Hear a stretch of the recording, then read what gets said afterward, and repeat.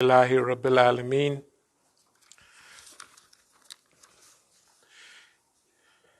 Inna Allaha yahmuru bil adli wal ihsani wa ita'i dhil qurba wa yanha anil fashai wal munkari wal baghi ya'idukum la'allakum tadhakkarun. Allah commands justice, the doing of good, and liberality to kith and kin.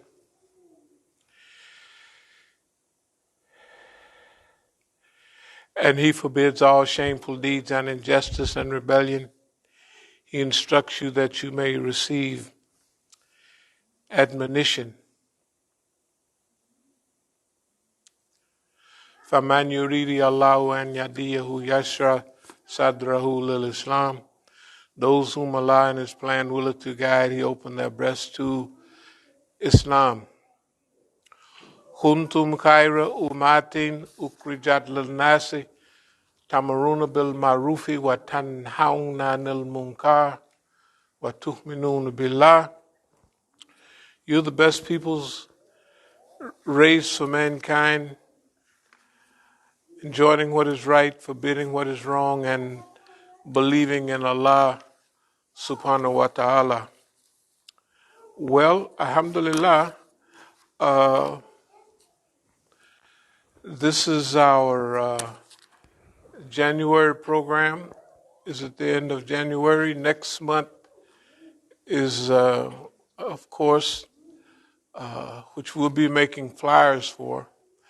Next month we're going to have 4 programs. So we'll have a flyer. I don't know if anybody remembers some of those old flyers from way back, like drugs and their effects. Okay, so that means each week we had a program dealing with different aspects of drugs. The effect on the individual, the effect on the community, who's the one infiltrated drugs in our community and what have you. And so next month is so-called Black History Month. So we want to cover a whole spectrum of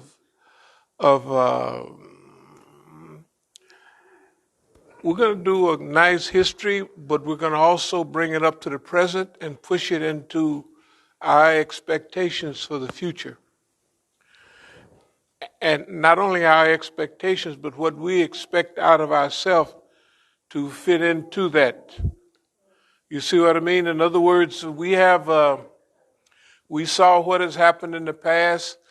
We also understand how accurate we've been or haven't been, it's up to us to figure it out, on the recent past, like the last 30 or 40 years, or we could do the whole 50 if you like. So we had to do an analysis from that past history of what we expected to get here. Because maybe the first trip, the first go-round, you might be experiencing when you're learning, when you're developing, you're developing a learning thing. Okay, so let's say if during the late 60s and early 70s, we might have been doing, we had already had it laid out where we wanted to go, what we wanted to do. We hadn't did a bad job. And we did a good job in Oakland, too, of spreading the wealth around. I mean, remember, we're in our early 20s and we're thinking about, we're structuring basically the whole city. And that's turning it into an economic enterprise zone. So that means anybody that was with us, whatever we was doing, it was to build that Black economic enterprise zones. I don't even remember how many businesses we had, how many people we were influencing what was going on, how many people was borrowing money and buying houses. It was like the Godfather, except that it was a nice guy. I mean, it was just technically, it was a nice guy that was doing everything to so-called help the community. I discovered one thing after I got wealthy. Now, in those days, everybody was different than it is now. Everybody had a reasonable paying job. So everybody had a job paying at least $3 an hour or something like that, which don't sound like much now. But a brand new house didn't cost nothing but $10,000 or $15,000 at the most. Well, if you bought it in the 50s, it was 10,000. If you bought it in the 60s, it might have eased up to 15 or 20,000.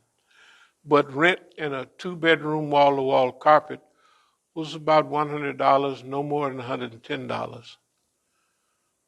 For a new wall-to-wall carpet, fully equipped with the refrigerator and all that stuff that they had in them. That's when they start building those modern apartments, 2-bedroom, wall-to-wall carpet, da da da da da. That's when they start building them in the early and mid '60s. But whatever was going on, when we started moving ahead, we were going by ourselves, and it was like technically, you had to wait till all your friends get off work, and they were too tired. Of course, I had a job when I first came home for a year. Then I started getting so much money, I quit. And then it brought so much attention on me that I went back to work for a while, just because how are you going to live like that and you don't have no. So people on the job, one of the white guys was saying, hey, what happened to that big, pretty new Cadillac, black Cadillac you had? Because when I came back, I was coming to work. I was driving an older Cadillac that was about 5 years old. So right now it would be like driving, maybe 2017 Cadillac. And I got to 2022 at home. So just to make it look good, I'm driving what I was calling an old Cadillac. Now it was sharp though, And then in those days, my old Cadillac was sharper than anybody else's Cadillac. It's okay. I'm just saying. But anyway, so the white guy said, yeah, I guess you lost that other Cadillac when I quit working. I said, no, that's my work Cadillac. I got the other one. So the next day I drove the new one just to let him know. You know how when you're young, and then I started driving the old one again. But the point is this. When Martin Luther King went to Chicago, his idea was a black economic enterprise zone. And he didn't get it off the ground. It just so happens that Oakland, California was just the right size, just the frame of mind. That's probably one of the reasons the Black Panther Party kicked off there, because of the concentration of black people newly moved from the South, like all of us, not all of us, but most of us was born in the South. It was 2 or 3 people, from out, that was raised there, But anyway, what we started was a wonderful experiment. So that means that whatever you wanted to do, you could come to us and you could get it off the ground. And also, we had so many things going on ourselves that it up the economy. We drew money into our community from everywhere around. And plus, since we were a central connection type, when people came, they brought money to us, but they went out and got money where they was at, right? And they drew money around them. So that whole region, when we said Northern California, that whole region was benefiting off of Oakland. And since we're all black and all this, that, and other, it was, I've looked in all the history books to try to find a black, they call it a black economic era now, city to Baltimore and New York kind of, Philadelphia has got a lot of things going on. The only thing was they had, whoever's name was, I ain't gonna call it, well, Jeremiah was up there. And did you ever go to Gardens of Belial's? Those brothers there, I mean, nobody never said, I never told everybody, now look, these brothers here, when you talk about black mafia, these is the brothers.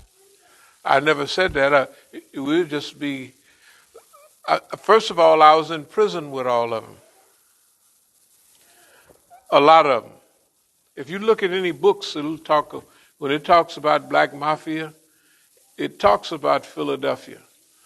Because that was their idea too. Only thing about their idea was they had bad leadership. The leadership was a murderer.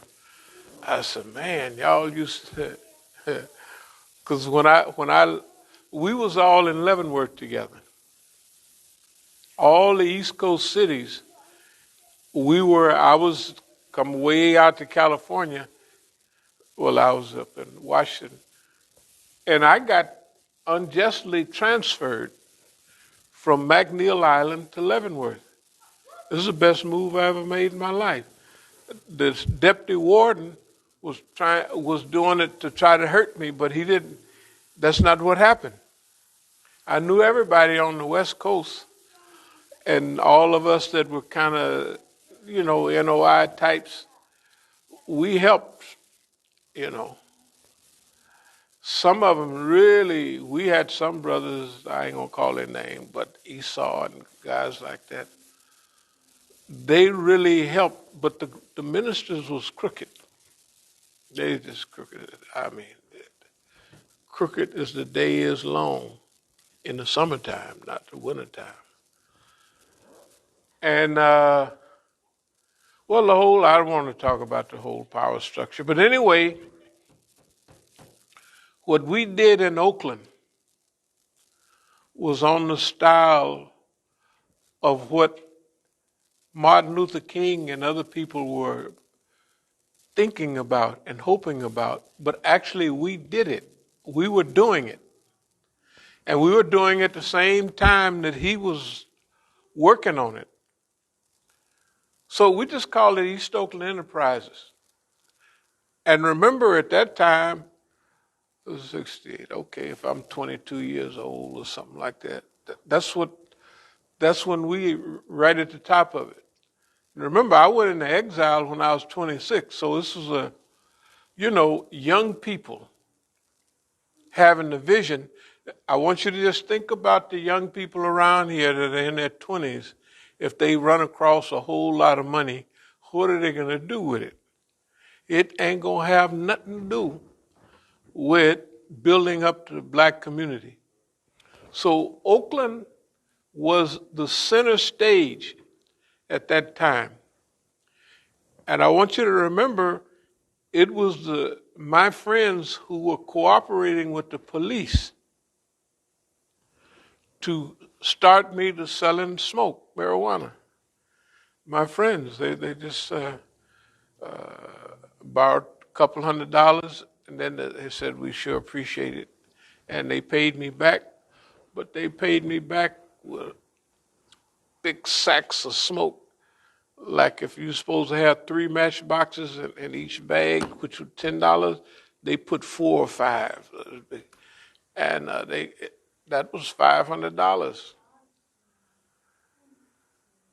And so I said, well, I might as well sell this. I didn't do anything. I mean, you didn't know anything about haram, halal and haram. So I said, hey, I'll just sell it. You know, they gave it to me. And shoot, within a couple of days, them fat bags, I had sold all at it. Of course, like now, $500 don't sound like much.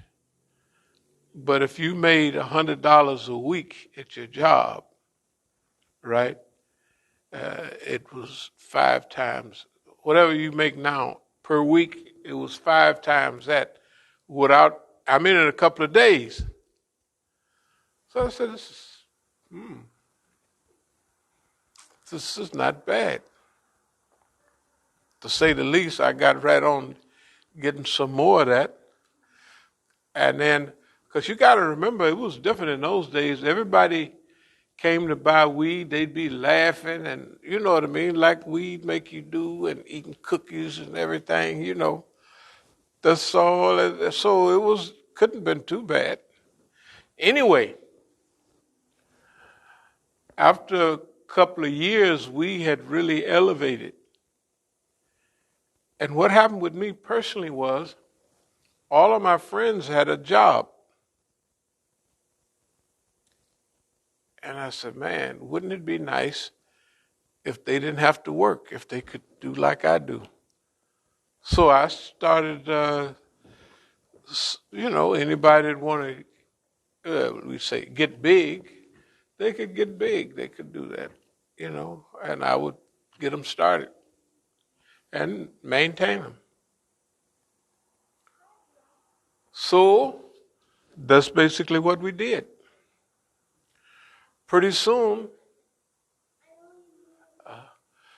people really misunderstand some of the things you do.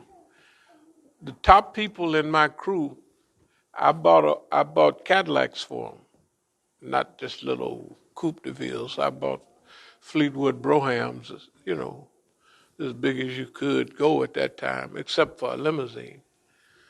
A Fleetwood Broham. And in those days, we didn't appear in movies, we didn't appear in magazines except ours, Jet, Ebony, Sepia, all of those. So everybody talked, the heroes lived in our area. And we always talked about so-and-so man played ball. The Phillies, was that Will Starger lived right there on 82nd Avenue. He lived right there on 82nd Avenue. His mother, everybody knew each other. My brother played ball too. He played with them. He played for the Phillies for a while, But he played minor leagues all the time, and all his friends. Joe Morgan there, he's from East Oakland. That was my brother's best friend. Joe Morgan went down to Houston somewhere and got rich. Okay, the point is, if you wanted to advertise something, if every time somebody pulled up and down the street in one of them big old pretty Cadillacs, everybody talked about it. Because that's what people talked about. So much so that if you had an old Cadillac, if it was 2 years old, we call those legends. That's what if so-and-so got a 63 Cadillac, you'd say so-and-so got a legend. In other words, it's talked about so much, it's become a legend, and so that's what we used to call them. That was, if you had a so-and-so, yeah, man, you got him a nice legend. That's a bad boy, but it's 63, so they didn't talk about it so much. It is a historical piece. Anyway, that was the way we talked. The point is this. The same thing we did in those days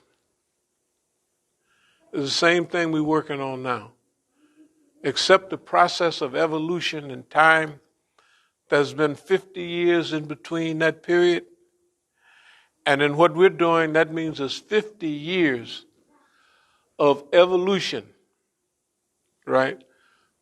Because 50 years ago, I was I would I had left East Africa already. Yeah, I was in Colombia 50 years ago, starting up a whole new enterprise. And the thing about it is, nobody thought to do stuff like that.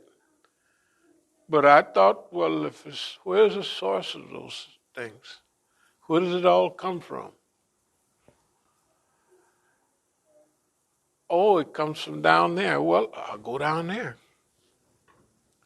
I mean, people didn't do stuff that, like, okay, you didn't even see black people traveling at that time. Here I am traveling all over the world, and especially showing up in Latin America and Mexico and Europe and anywhere like that. So anyway, basically we got things rolling, and when the system realized what we was doing, that's when really a lot of the heat came down. Because they were spending their time watching the Black Panther Party. Now, in the East Oakland office, the guy, what's his name, Emery or something? Huh? The artist, yeah. He lived, I think, right around on 79th Avenue. Everything we do at 85th, 73rd. He was right there. The Black Panther Party in East Oakland, the office was on East 14th, and it was between 73rd and 74th Avenue, right? Now, our main house at that time was technically in the back of the way buildings go.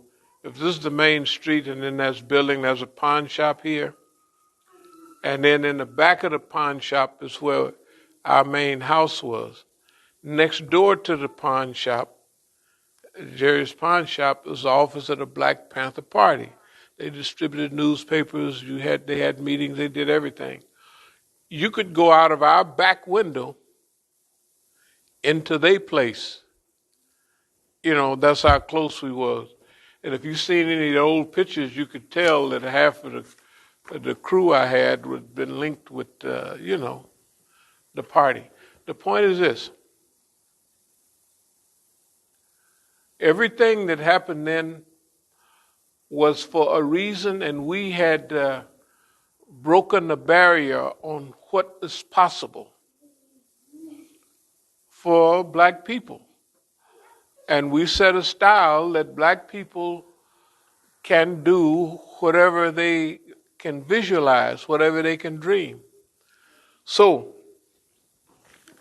and the reason we brought everybody that was in the hierarchy of Broham was because, guess what?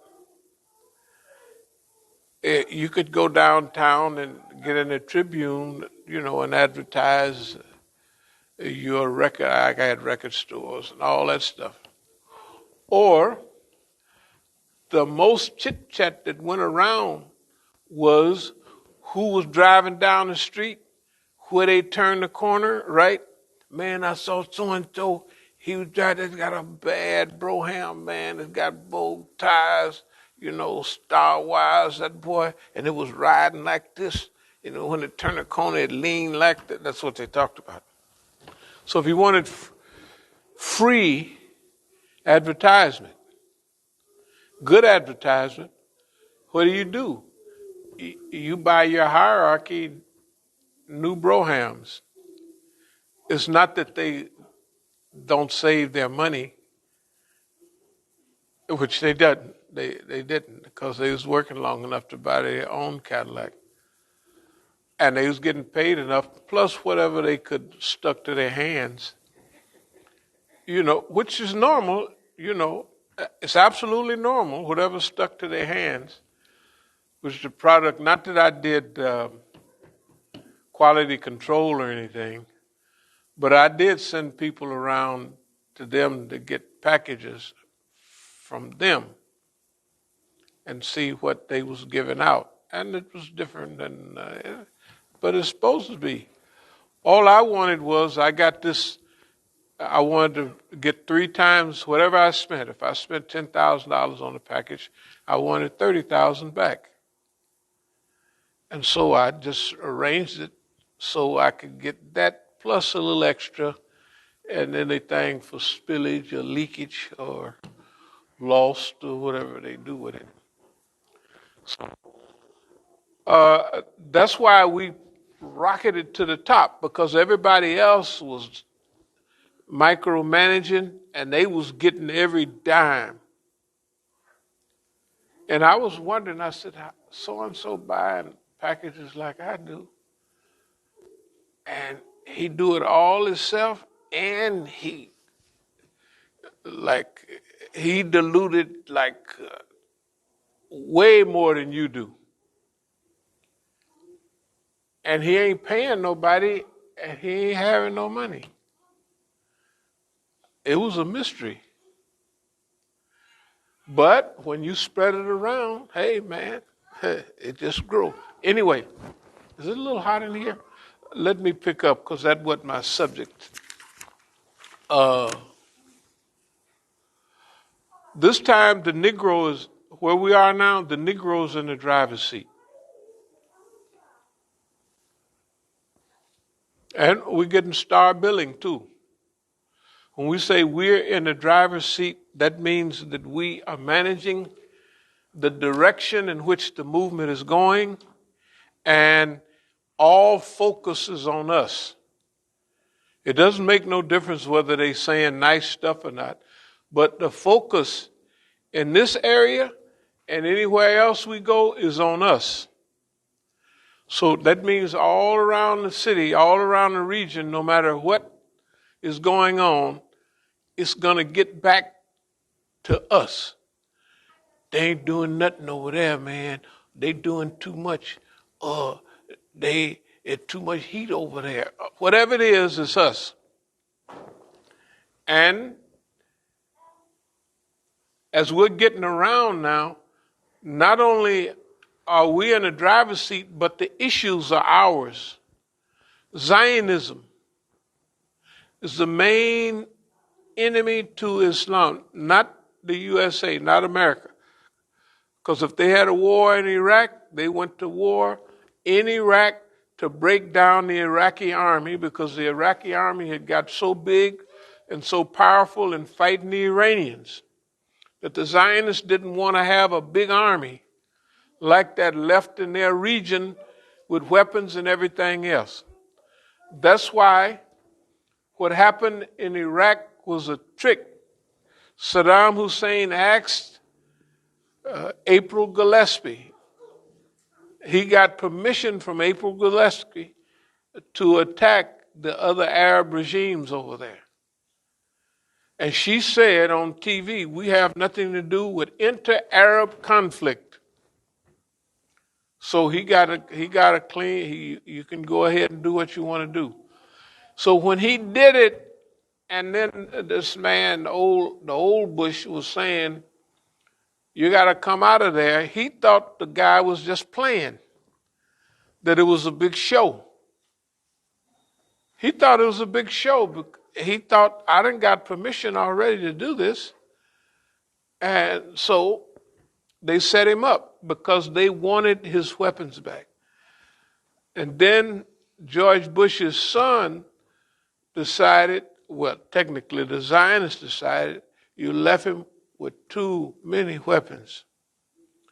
And his army is too big. So they said, well, we'll just wipe him out.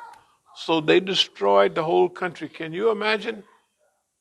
For the sake of the Zionist state of Israel, they destroyed the most progressive country at that time in the Middle East. They destroyed it. Then the next country, Syria, they just took the weapon, they just took Golan Heights, just took it. All of that is totally against all Geneva Conventions and everything. Nobody can go against everything that's written in there except the Zionist state of Israel. Okay. And if you notice in America right now, you don't hear Europeans are talking more about the Israeli state than the Muslims are. Right? Now, here we come. So they've just left the thing total disregard for history and everything. And they left us.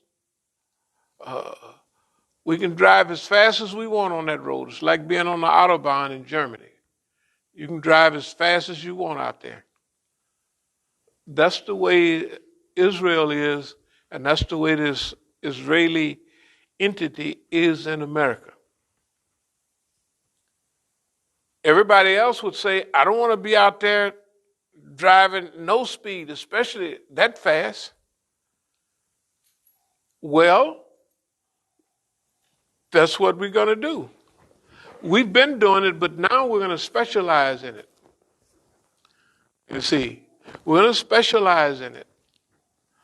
And we just had programs so far to warm up, to get us ready for what we've been scheduled to do all along.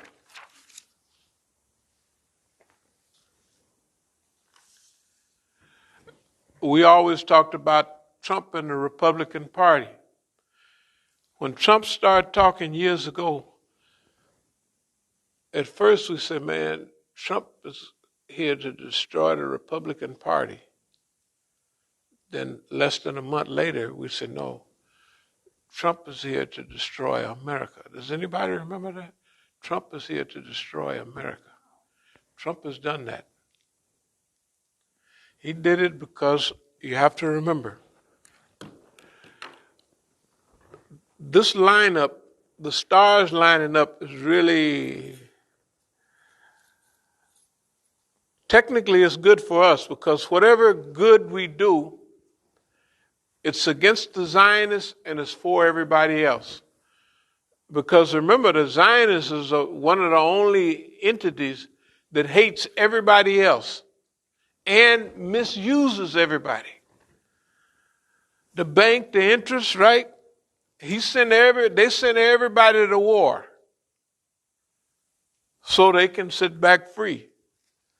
And the oppression that they do in their area is classical and everybody can see it. It's not hidden. Okay, now, sometimes you have to think about timing and what have you. This is not new. We said this years ago. But sometimes time have to pass so whatever you're saying or talking about or the hero in the analogy, people have to see it sometime. Now they see it. So when we talk about Zionism, it ain't nothing new. Everybody see it. The only thing that's different right now is that we're the only ones talking about it. I was on my telephone and I listened to about 7 or 8 khutbahs the other day. I said, let me see what I'll be listening to, because I like the khutbahs. They really, to get a feel of the modern time, the modern spirit, and the Islam, they're doing a good job. It just don't need help from them for nothing. Don't be in no trouble with the Zionists or the Americans. I didn't believe it was possible to talk about everything in the Muslim world except Zionism, right? Has anybody heard any lectures? Not. How can that be? No, it ain't. I don't care. You can find about Tazkiyah bil Nas, love, yuhibbul ladina, Allah loves those, and this, you can find anything you want, except that, right?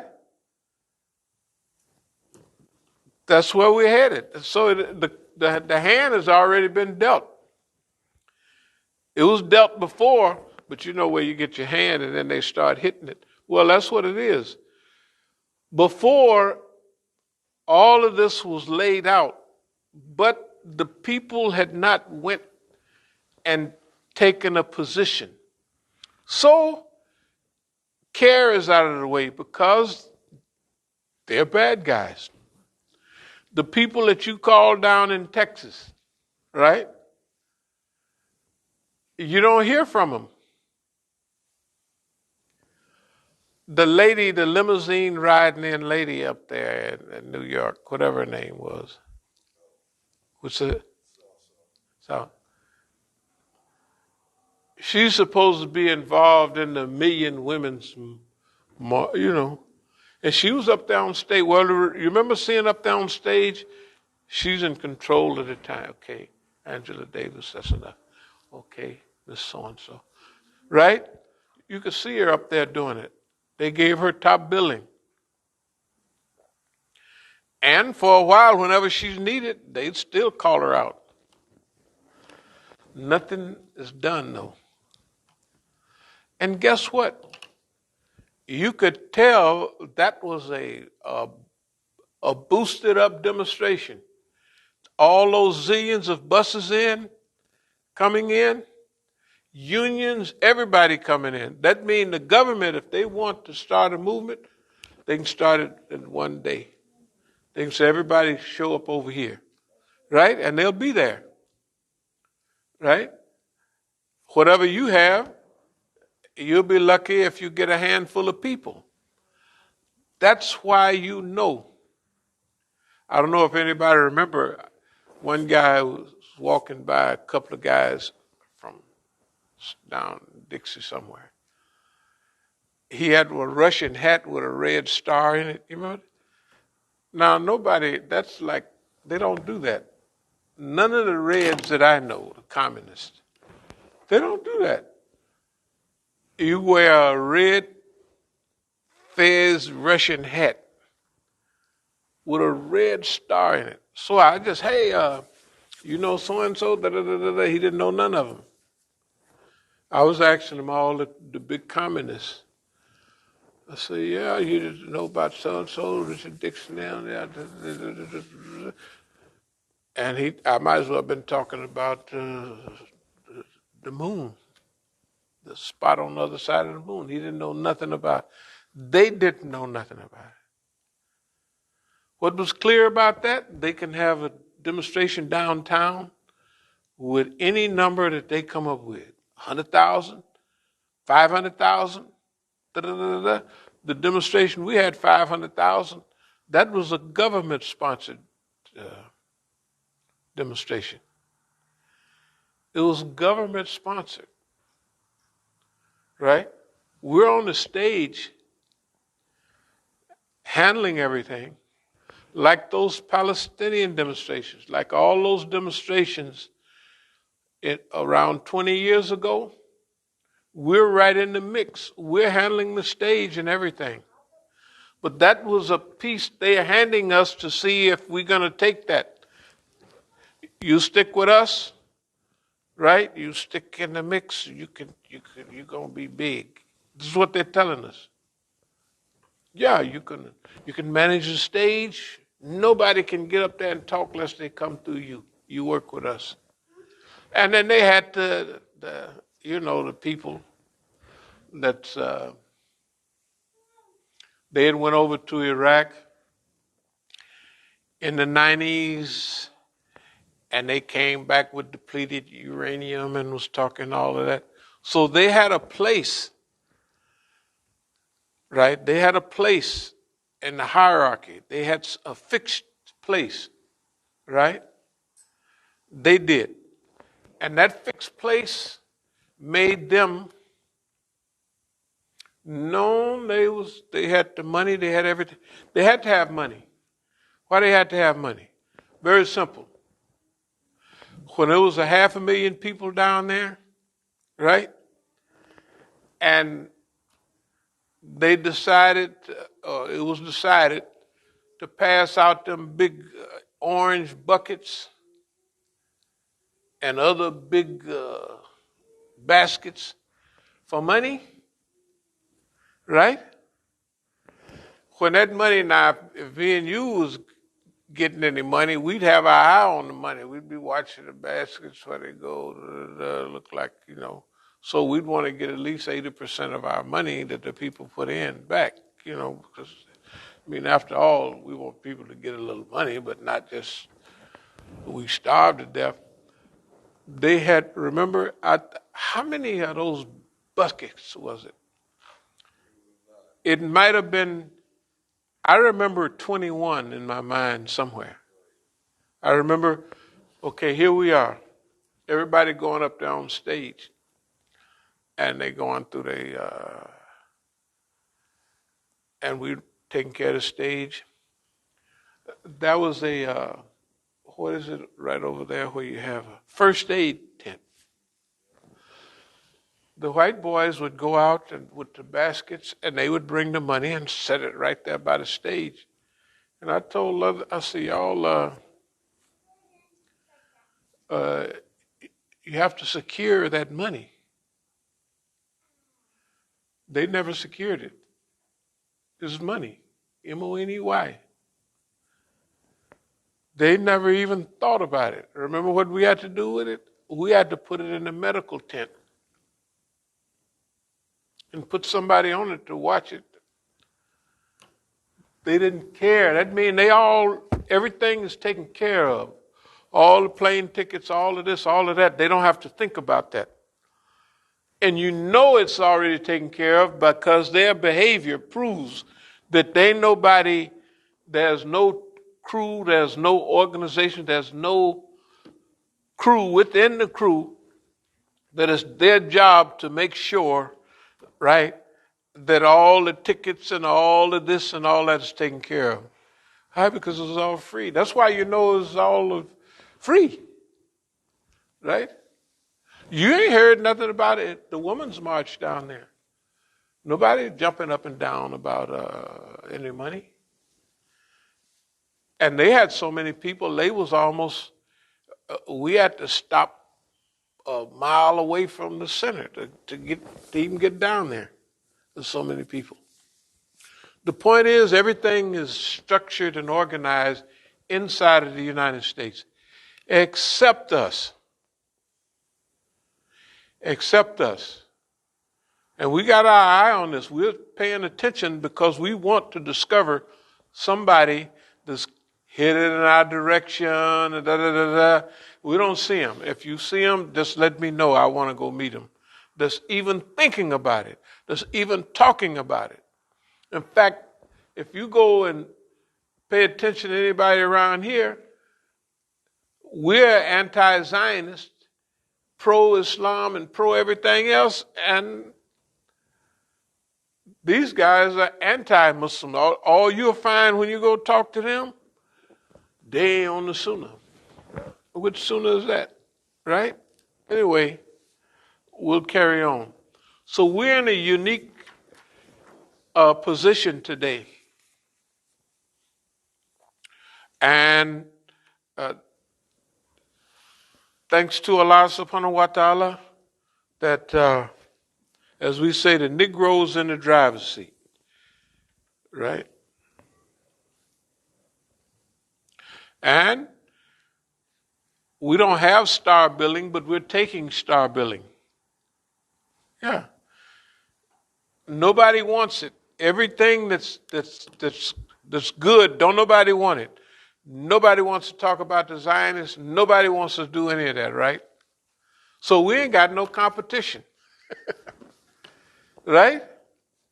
We ain't got to worry about nothing.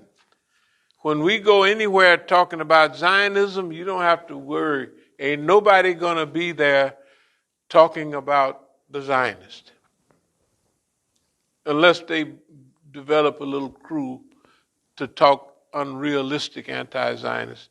But they're not going to do that no way soon till we get a hold, because if they get a phony anti-Zionist crew in here, the rhetoric that they make, they know we got enough skill, we can capitalize on that and use it ourselves. So they want to make sure what they're doing. You don't hear no anti-Zionist rhetoric.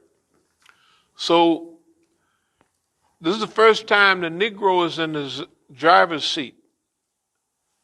That means that we are in the driver's seat for what we're doing. For what the other Muslims are doing, it basically it's not that important, or it's not important in this. Yes, it's important, the dawah. Yes, it's important, the tabligh. But it's not important for the institutionalization of Islamic movement in North America. So that's the difference. They want to organize and mobilize the Muslims in America, but they don't want to do nothing with them. We're different. Because mobilization and organization are necessary. They used to say about Martin Luther King, he was good with mobilizing Muslims, bring out a big march, but not about the organizing, not the Muslims, but organizing society. So Stokely Carmichael and all of those, the All African Revolutionary People's Party, they were better at organizing. In fact, if you went to Stokely Carmichael's lectures, my son used to make fun of him all the time. He used to say, organization. you must be organized. Martin Luther King could mobilize, but he couldn't. I guess he'd be smoking a pipe, something like that. Can't organize. So that was the thing about the All African Revolutionary, whatever they was. Organization, not mobilization. But in the long run, it was just talk anyway. He and Imam Jamil was good friends, and if you wanted to go to, when they had a program at a university or anywhere, there was certain things that he demanded from his followers. There was a cutie pie and some smoke, good quality marijuana. That's why the movement, just wouldn't go nowhere, because that was his focus. Our great leaders, their focus, and so technically at that time, Imam Jamil was left out there by himself. Other people was in exile. He was the only one that made the transition to Islam and was living the transition, right? He living the transition. That's why we got to hurry up and get him out, because nobody lives forever. Okay. So the Negro, and this is in the driver's seat. We're in the driver's seat because we worked for it, we want to be here, and we know what to do with it.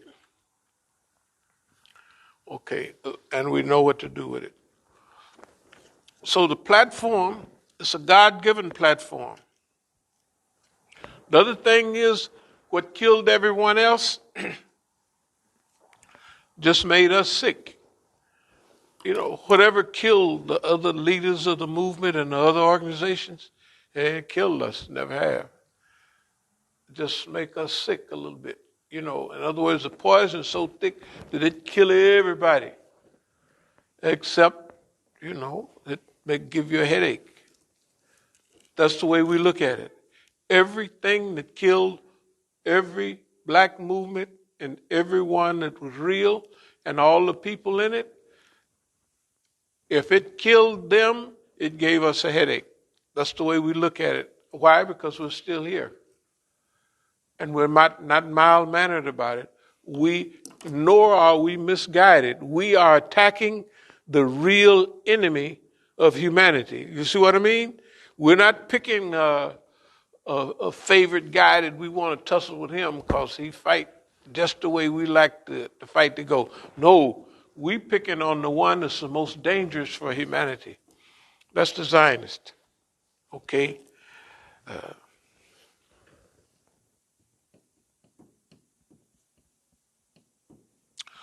Okay. I was going to talk about driving Miss Daisy, but I don't want to get too mixed up at what that would mean.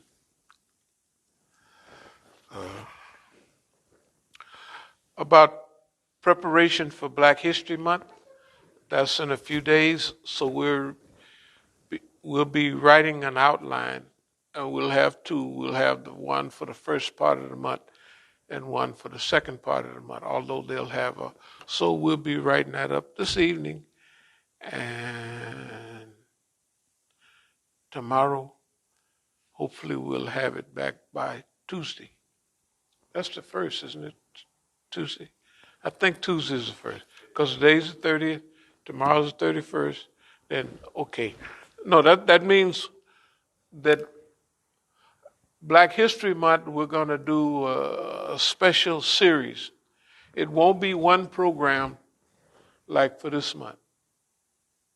And I want everybody to understand, for this cycle, we started having the programs again.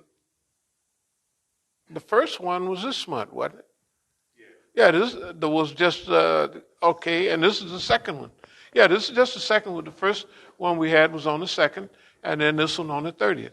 Okay, all those were warm-up periods. All of those were warm-ups just to get the feel of everything. Black History Month will be finer tuned, more comprehensive outlines, and specific lectures talking about the evolution of the Islamic movement in North America as it relates to us, as it relates to the immigrant community, as it relates to the whole world. We'll wrap it up by talking about where we fit in the worldwide movement. You have to remember, no matter what anybody thinks, we fit smack dab in the middle of the global Islamic movement. And although it was over 25 years ago that Dr. Kaleem Siddiqui was talking about it, he was pointing them in our direction. So what happened if the leader is pointing at, right? That means he got to know something was going on, and something he wasn't picking up by all of his friends, those other guys. All those other guys were Pakistanis, Arab, they was all around him. So why he pointed me? Because he could tell something he could pick up from all those years of programs. Whenever we had a program, we would walk and talk. And I thought it was just one, but then when I heard what I said, what is he talking about? And so a lot of people, what did he mean by that? I would just tell, I don't know. But you could hear it, right? And everybody could hear it.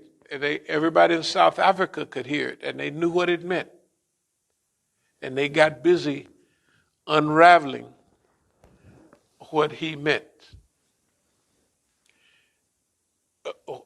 Muhammad al-Asi led the janazah in London, and they didn't even send me no message about when the janazah was going to be, what is that. They didn't do that. They didn't want me there, right? Everything that they started doing in London right away was to dismember his organization.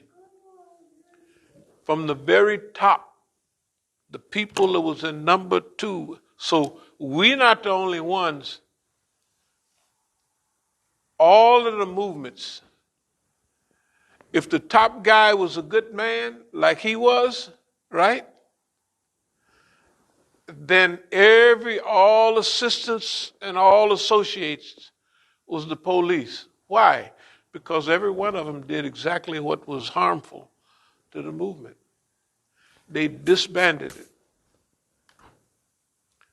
That whole movement structure. Majlis Ashura Islamiyya Free Britannica. dis- disbanded. And it worked very well. It worked very well. They collected and distributed zakat, a non-territorial government. They didn't dismantle care and all them groups. Why they dismantle?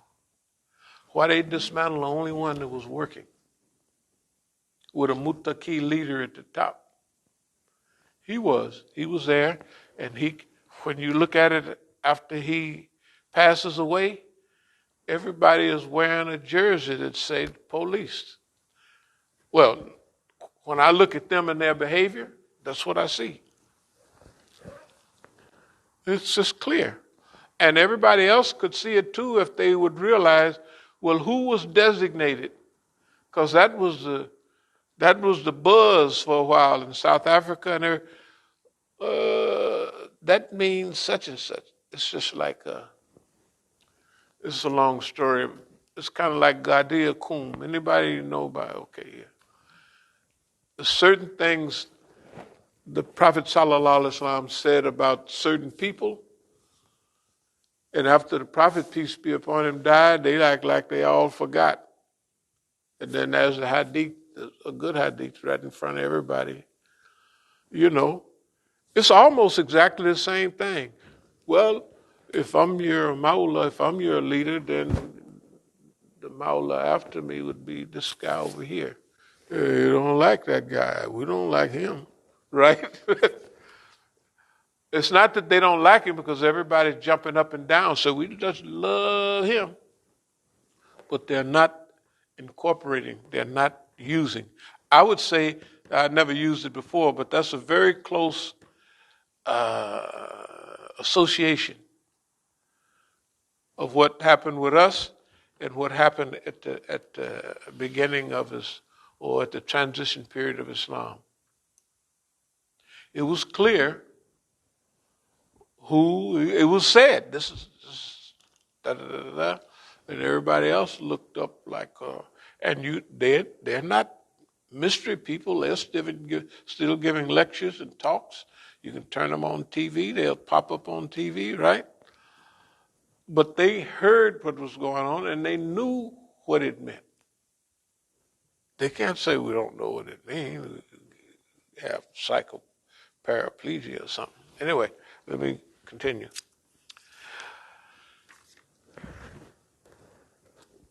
Stalingrad to Oakland. We've talked about this many times. We have to understand D.C. and we have to understand Oakland. Those are still the critical points that we see, one on one coast and one on the other. What I'd like for people to see is that out of that big challenge that came out of Oakland, when you look in California, what's the worst place in California right now on your TV? Is Oakland. Has fallen apart. It's fallen apart. It's not falling apart. It has fallen apart. Driving down now is twice as bad as when I was there last time. 2.5 times as bad, according to what the papers say. It looks just like those shanty towns in South Africa looked. It looks exactly like, that's what it looked like 2.5 years ago. Now it's 2.5 times as bad as it was then. Don't worry about it. We got a big job to do out there. That's where our first masjid is, or was. When we say from Stalingrad to Oakland, what does that mean? That mean, in a military sense, the German army had during World War II had great victories. And its victory, when it attacked, at that time, the Soviet Union, man, did it almost ran all over the Soviet Union till it got to Stalingrad. And in Stalingrad, anybody see the movie Enemy at the Gates? Enemy at the Gates, about the snipers and stuff? Yeah. Yeah, that's close to reality. That's what Stalingrad looked like. And what they did was the German army worked against its own development, because all of that, from the border, the Polish border and all that, when in June 41, when the Russians were invaded by the German army, they rolled all the way over. They just didn't read history. You're invading in the summer. Napoleon found out something about what's called the Russian winter. Can you imagine the Russian? Well, you can't imagine the Russian winter. This stuff we have around here is like holiday weather. It's a holiday. I wouldn't even want to. When I was up in Europe, we used to call the wind "who," because if you left the window kind of cracked a little, who would blow that ice up in, and you would be sitting in here in this nice warm place like this, and it's a crack, and it would be blowing that ice into, it'd be icicle inside the place. That's why we called it "who." I mean, it was cold. That was not in Russia. That was in Europe, Denmark, Sweden, places like that, which it gets cold there, but it don't get the same cold. Anyway, so the winter broke the back of the German army, just like the winter broke the back of Napoleon's army 100 and some years earlier. They wouldn't even read history to see, well, when is a good time and how should we do this? It was just arrogance and insanity. Now, it's good. It's good. Maybe, 28 million Russians died? Can you imagine how many people that is? 28 million. That's a lot of people. America had flags everywhere, and I think they didn't lose, but the Civil War they lost the most, using them old blunderbuss and stuff, killing everybody. 600 and some thousand people in the Civil War. But they didn't lose. What did they lose in World War II? A couple of million, few million or something like that. It was 50,000 Vietnam, 50,000 in Korea. And it wasn't many. But the Russians lost, my goodness, 28 million people. And all we heard about over here was D-Day. The Americans invaded on D-Day, Omaha Beach and all that. Man, the Russians had already whooped the Germans. When they wanted to punish you in Germany, they would put you on the Eastern Front, going up against the Russians. Anyway, when we say from Stalingrad to Oakland, that means we have already been through the toughest part of movement. We have already survived it. We've survived here and we've survived Oakland. And each one of those have destroyed every movement that went before us. I'm from Oakland, so I know and I'm old enough to remember exactly what was going on from every movement. And I spent time with all the people.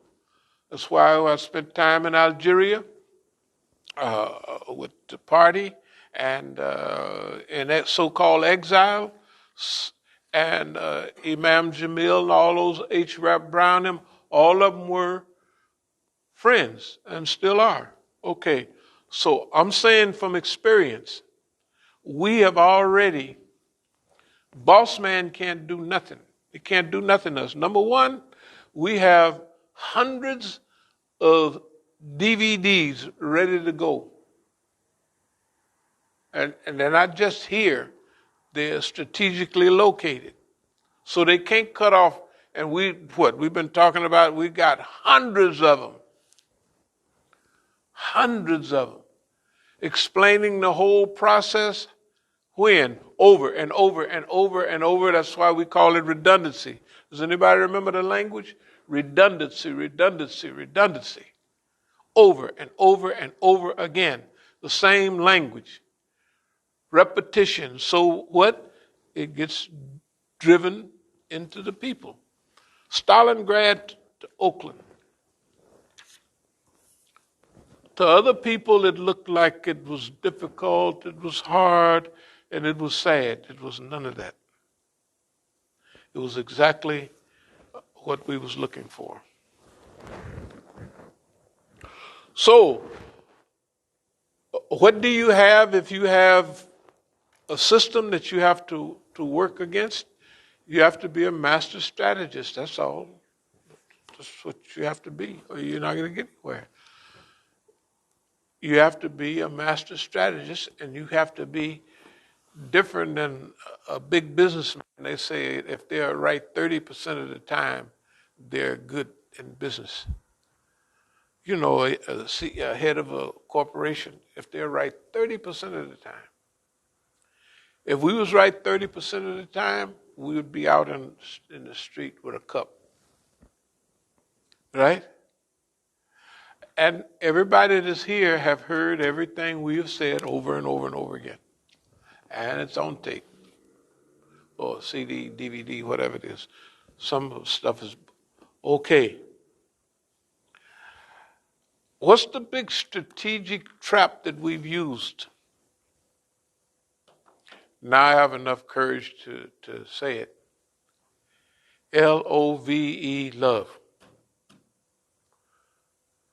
Tell the truth now. What's the last thing they expect from somebody like me? What have they been monitoring for decades? And what have my family and friends been feeding them? Dad, he wouldn't take that. He wouldn't. Everybody else, huh? Militancy. He's not going to take that. He wouldn't take that. No, he wouldn't take that. And they're all adding into 60s, 70s, and at the beginning of the 80s, I'm telling my son, he's having, 11, 12, he's having a little fight with a guy. And I can't get into this, I can't get in and help him. He don't need no help though. Because I can see how he stretches legs out way out when they're wrestling for balance. Oh, this guy is better than I thought he was. You know, but I'm there cheering him on. Now grab his neck and do this and that. I wouldn't do that now. But they're thinking from then, that was 81. Might have been 82. They're thinking what they did these last times was from way back then. They don't bring in no taskia bil nafs. They don't have no improvement. And then, what is the thing that you have or you can use? What strategy, what methodology that you can use that they don't have no experience in? Love. They don't have none. They're mean-spirited. They don't have no experience in that. So what do? You take the things that they don't have no weapon to defend themselves or no approach or attack, and that's your policy. That's why we just rolling along. That's why we ain't had, nothing's wrong. Everything is fine. Because we're thinking. And the system is not used to dealing with strategic Negroes and longevity. This thing about strategy and longevity is very important. In the movement, what happened? The people didn't have no time. They didn't stay here long. You don't have no time. You don't have no time to learn. You don't have no time to develop, right? But we have. That's not why we're still here. But that's one of the reasons. Let me read just something we read the other day. It'll make a little sense. Bismillahirrahmanirrahim. What is with you must vanish. What is with Allah will endure. Endure. Longevity. Duro. Right? Hard. And we will certainly bestow on those who patiently persevere their reward according to the best of their actions. They have some of the Negroes, they are real live Negroes. But we love them. We're going to invite them before the program today. We're going to invite them to play a positive part. Those who patiently persevere. Preserves. Why do you call them preserves? Because they last a long time, right? It's simple, but that's what it is. Longevity lasts a long time. Protracted over a long period of time. That's been the key, and that's been the secret. That's why our lectures from the late 70s and the 80s and all of that have been on that subject.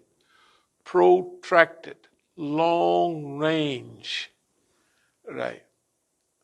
Why? Because it gives you a chance to go over what you're doing, to think about what you're doing, to try different things. We've not only tried, we've executed hundreds of policies on boss man. He don't know nothing about them. We have to go back and tell him, well, boss man, we just did this, we did that, you know. Boss man, nor his Negroes understand. You have to tell everybody. Okay, whoever works righteousness, man or woman, and has faith verily to him, will we give a new life. A life that is good and pure, and we will bestow on such their reward according to the best of their action. This is similar to the action before, the ayat before 96, but it's giving you a deeper picture. If you work righteous deeds, if you do right, do good, Allah gonna hook you up. How? Whether man or woman, and they have faith, truly to him we will give a new life. Okay, I done had all the pictures to show everybody, all the big houses, the big cars, all either jet black or high yellow women. It don't make no difference. They all there. Everybody can see them. It ain't nothing. It ain't nothing. I mean, it might have been a little bit then, but it ain't nothing in life, not at all, compared to now. Right? Compared to now, this is superior than all of that. And then the Negro, what is he trying to do? Trying to get him a new Benz, trying to get him a house. He's trying to get junk. He's trying to get junk. Because all them Brohams we used to drive, they're not even in the junkyard anymore. They've been gone so long.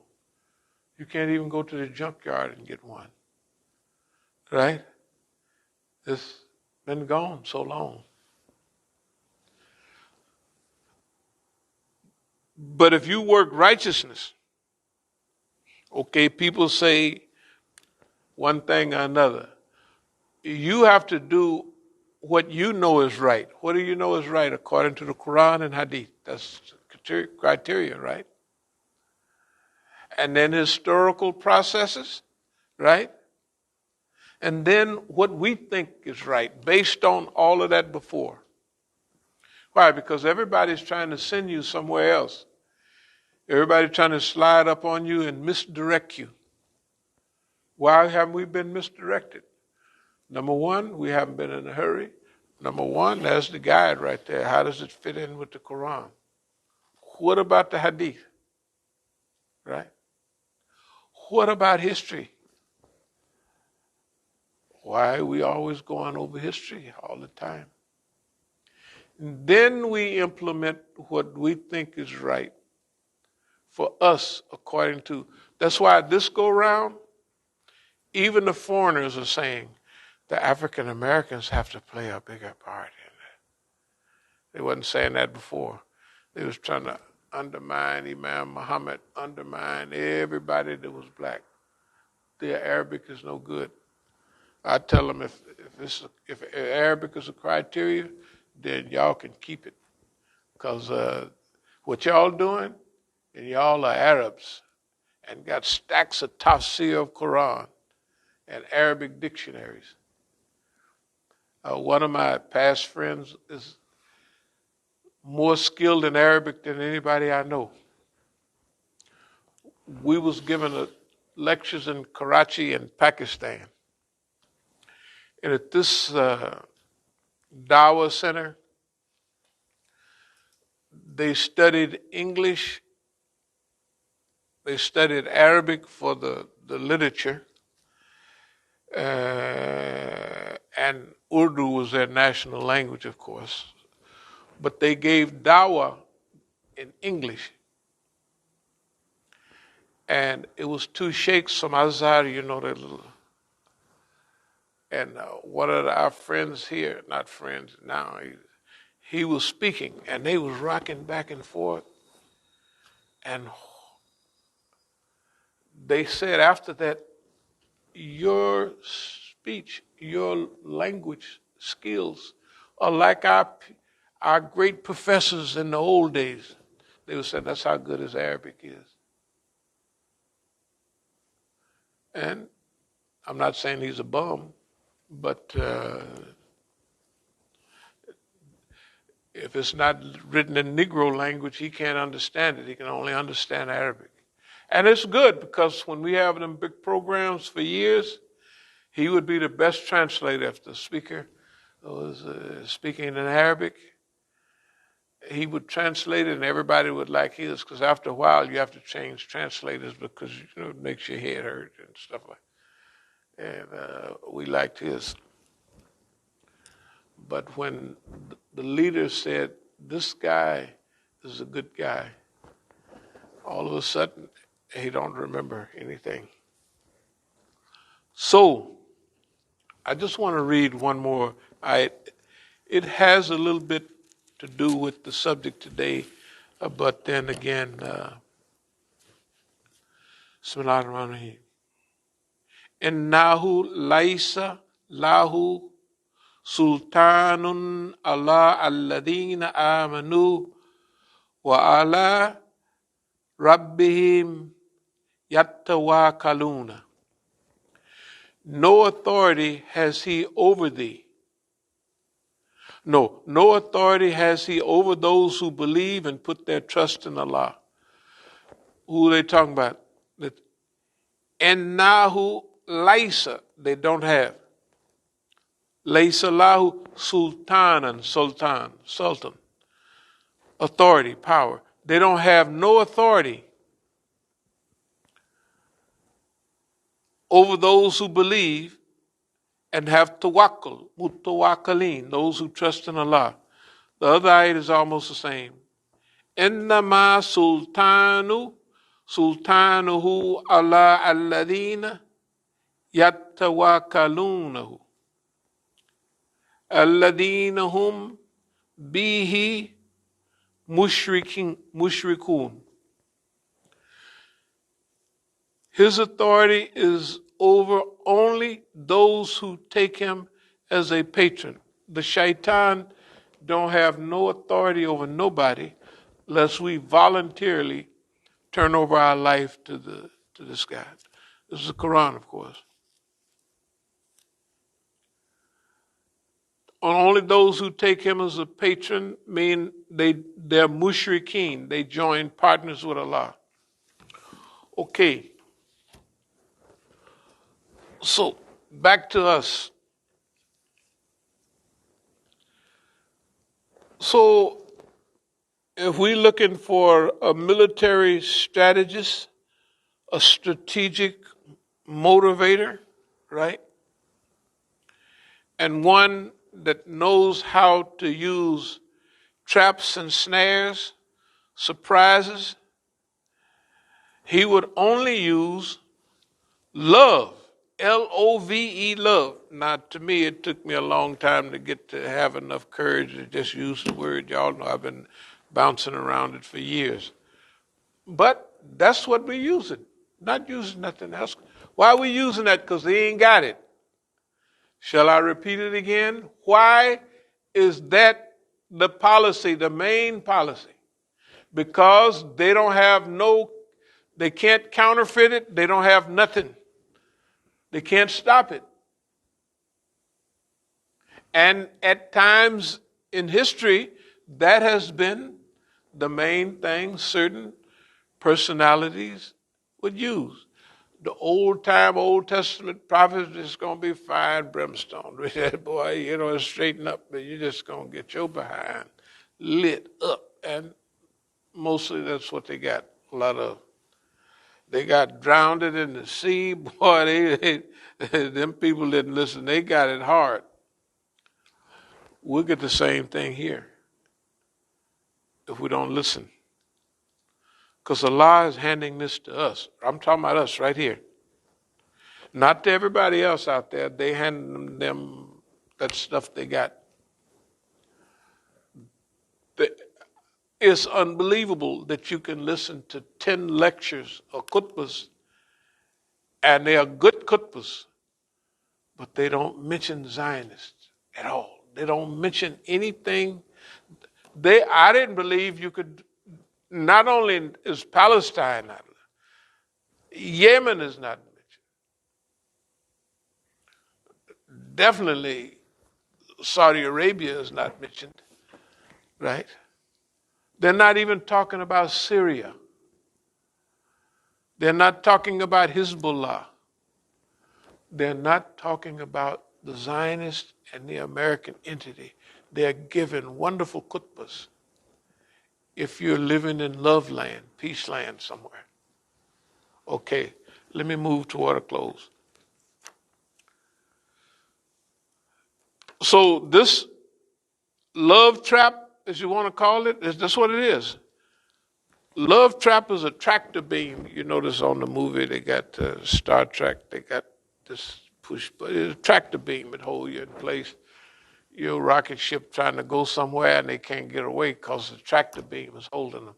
That's the way Boss Man is right now. Boss Man would love to change the subject to anything else. We're not changing it. This is the one we're working on. Why? Because this is what Allah gave us. You have to be alive and well enough to understand what is Allah giving you. And you have to have the courage and the ability to use that in your time. Right? Because certain other stuff he ain't gave you. He ain't gave you slickness and all this, that, and another. No. This love trap. Why? Because he don't have none of it. He don't do that. Right? He don't have any. He don't even understand it. He don't understand it. So you could walk on your tippy toes, turn flips, do anything you want, because he don't know what you're doing. He don't understand it. And you can hit him in his eye all day long, bop, and he don't know till after you didn't hit him. What is that? This is love. Bam. Hit him again. Bam. What is that? Why I feel all this stuff? I'm getting this stuff knocked out of me. Well, what is it? Love, love. No Negro ever came with that attack, right? Not from the black days, not from nobody. They ain't never came with that. Tell the truth. Everybody made them mad, and then they don't trust each other. What do you think the people in Oakland was trying to do? Make you mad. Make you lose your composure. Make you hate Negroes. Because the Negroes cut your throat and they steal, and they do it boldly to make you mad. Well, that's a good thing that they do it boldly and openly. That way you don't have to figure out what the trick is because they're doing it right there in front of you. That's called, that's what that tractor beam is. You hold them in place, and all they doing is out there waving their hand and trying to, you got them in place. I'm telling you, this go round, it's our go round. Here's why: it's the time. It's not. We don't know how much time is left in this dispensation, but it's not a whole lot, right? This is different than the time before. The time before, we had plenty of time to just cruise and take it easy. And we said that's what we're doing. Deja vu, we've seen it all before. Well, we ain't saying deja vu this time.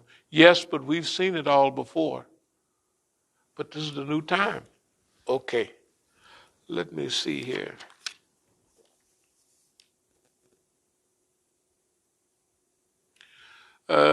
We'll have a few things like what we call in pre-E development.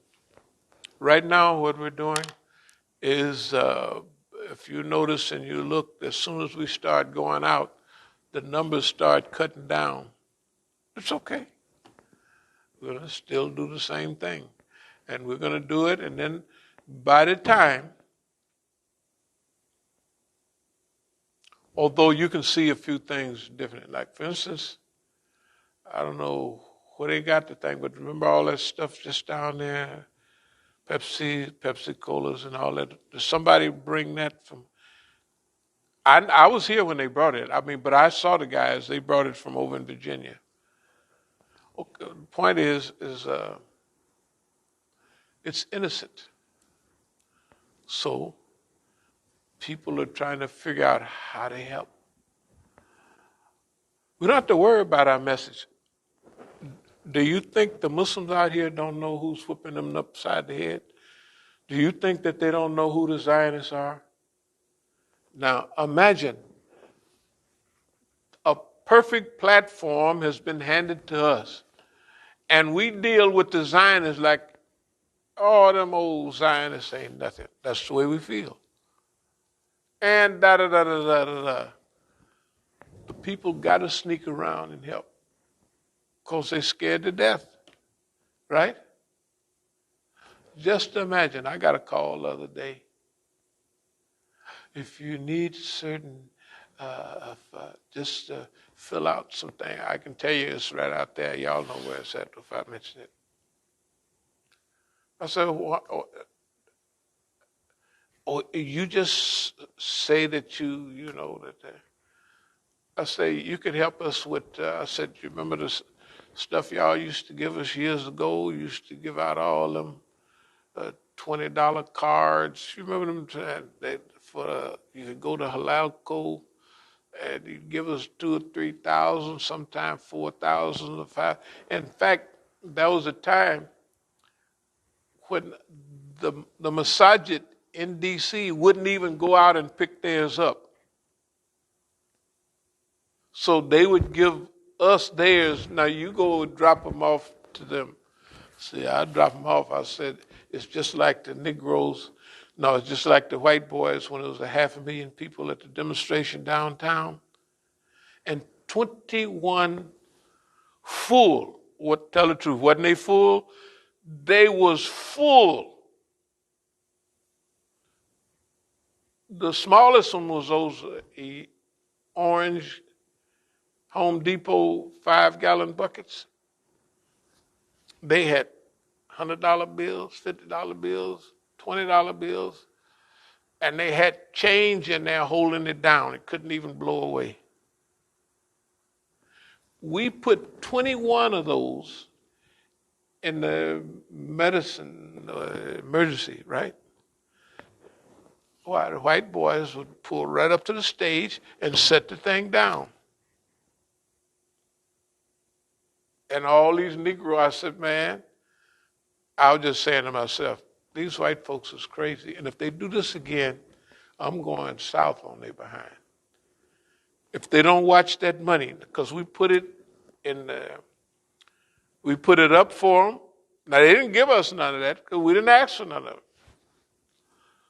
But I don't know how much money it was. I just know it was 21 5-gallon buckets full of money with all kind of, you could see his bills in there. And there was enough change in there to hold the bills down, right? So the wind couldn't blow it away. They didn't do that again, because I swore if y'all Euros do that one more time, I'm going to knock you over. Because I got a crew back here that would love. Y'all don't care nothing about all that money? And we could build a whole state apparatus, right? With that money. That's why you know the government was supporting the thing. You know, I heard they did the same thing at the Million Man March too. The Million Man March? Yeah, they just passing money up to. The Million Man March, now it was a little more in the Million Man March. Yeah. The Million Man March, them big old, they wasn't throwing a whole lot of change because the crew that takes the money don't like a lot of change. Them big black 55, whatever they are, they had so many of them. It's unbelievable. And they didn't share the money either with all the other groups that helped. Wasn't that one of the, they was saying, man, that's cold. You know, that's cold. But thanks to Allah, we're not involved in that. Because the people, what does all that money do for them? They could get a ranch somewhere and stay out there. You know. Okay. So we got the floor on this anti-Zionism. It's counter-human, anti-earth, anti-black, anti-everything that's going on now. Okay, there's something that's different during this period. Only Allah knows the end of any cycle or period, but it don't look good for humanity right now.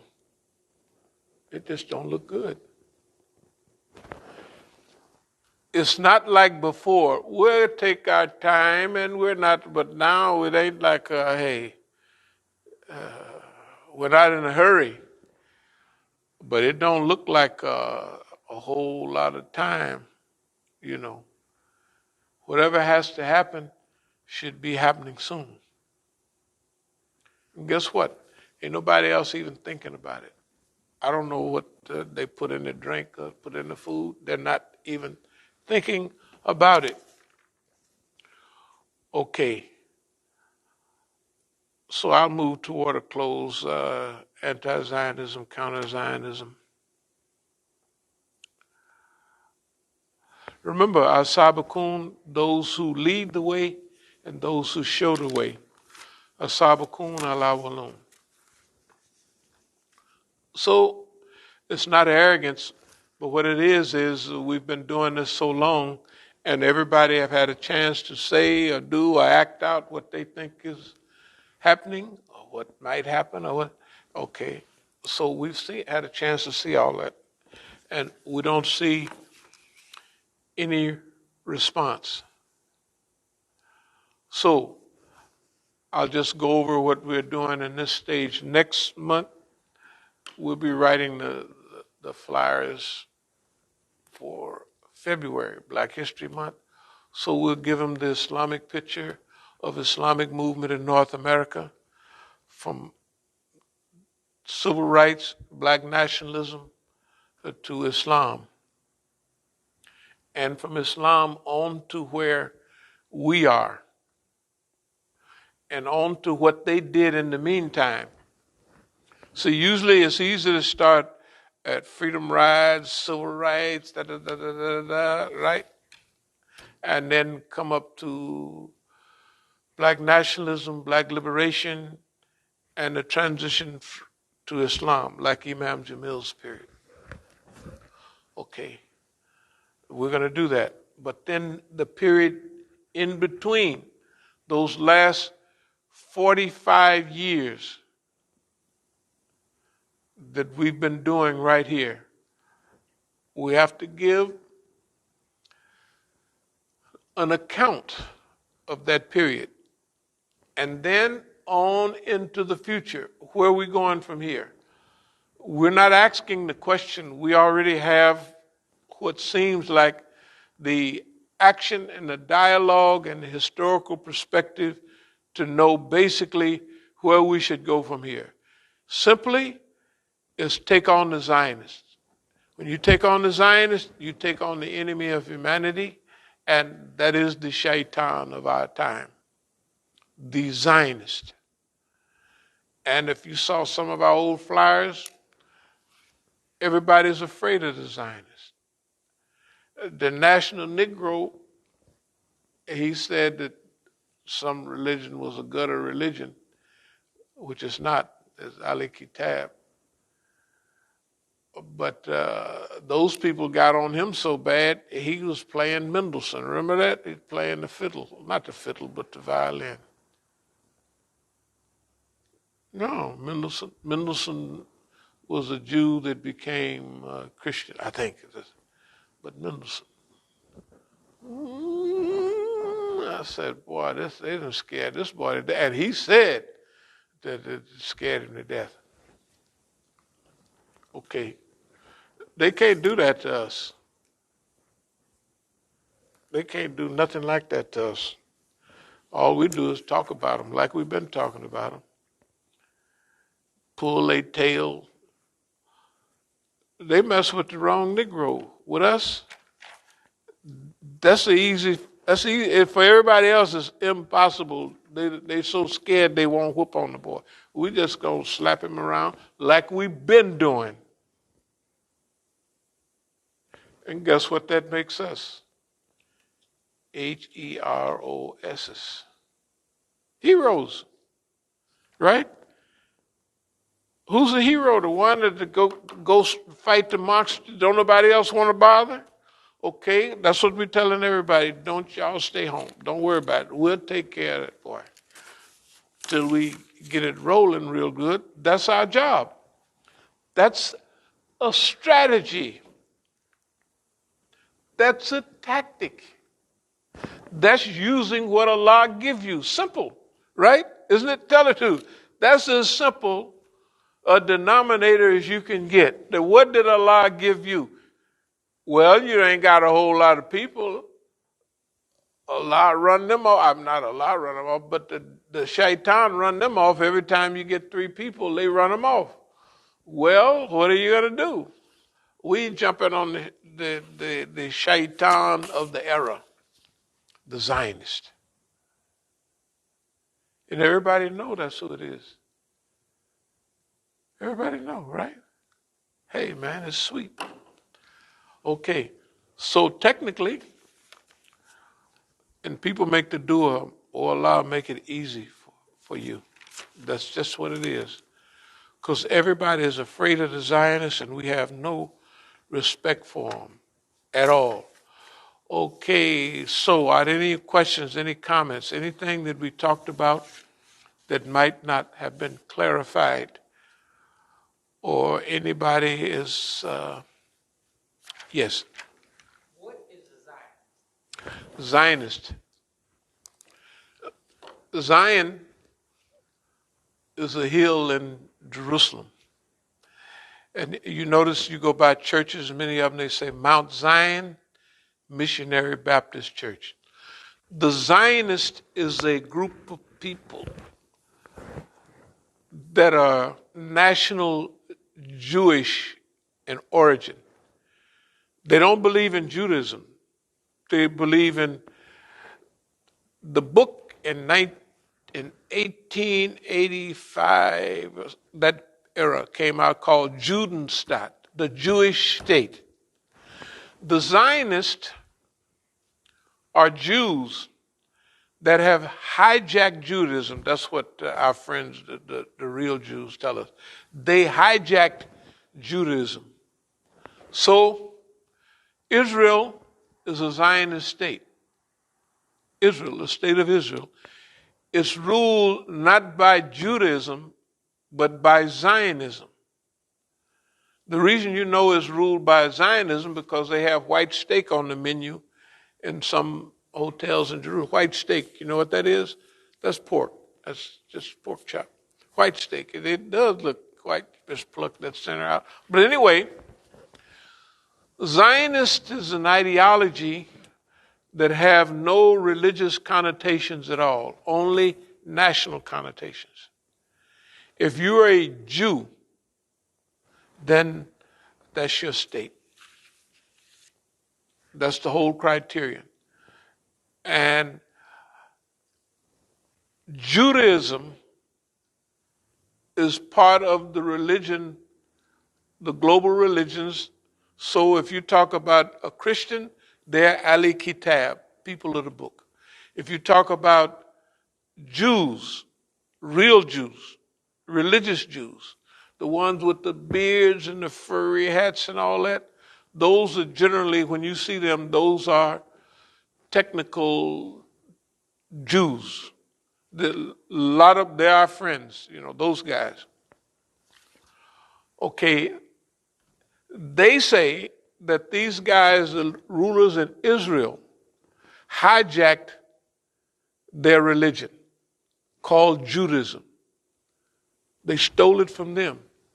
And they're using the Holocaust and all that stuff that happened to Jews to justify what they do to the world. And the world is finding out that they're an enemy to humanity, and we're getting in the front row. Did that help? Yeah. Okay. So, when you hear about the state of Israel, that's a Zionist state, not a Jewish state. Right? In fact, the Jews, the ones that practice Judaism, they don't even go in the army or nothing. Yeah.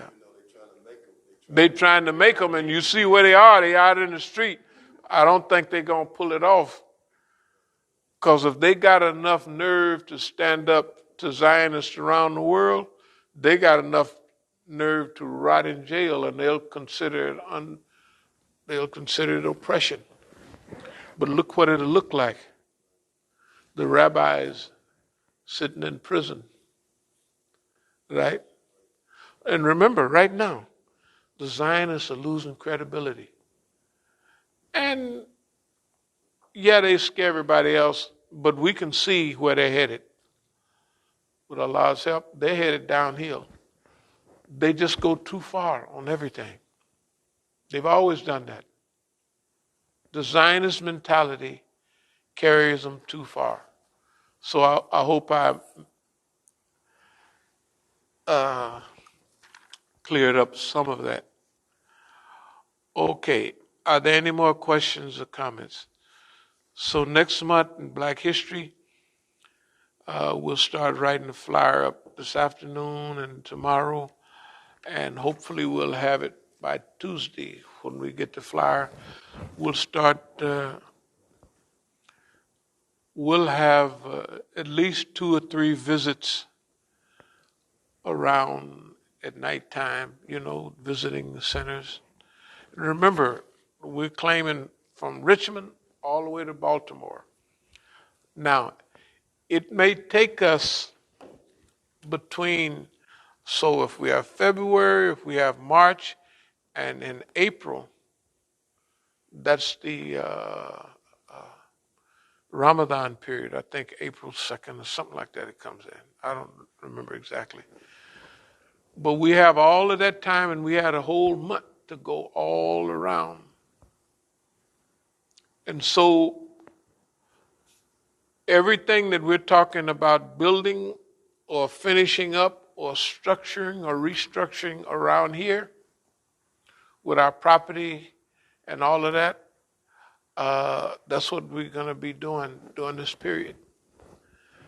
And so that's what we have all the way up to Ramadan is the organizational period.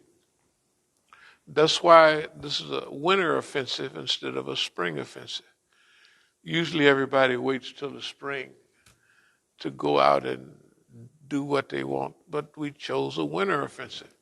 A winter offensive is different. That means we have to get used to the cold out there. Yeah. And remember, February and March, February is usually muy frío, muy, right? I mean, so anyway, you notice how December was just cruising because it's getting hot back this way. But anyway, January picked up, but it looks like February going to roll in here, and the first part of March before the 20th is spring kicks in on the 21st of March. That don't mean it get warm, nothing like that.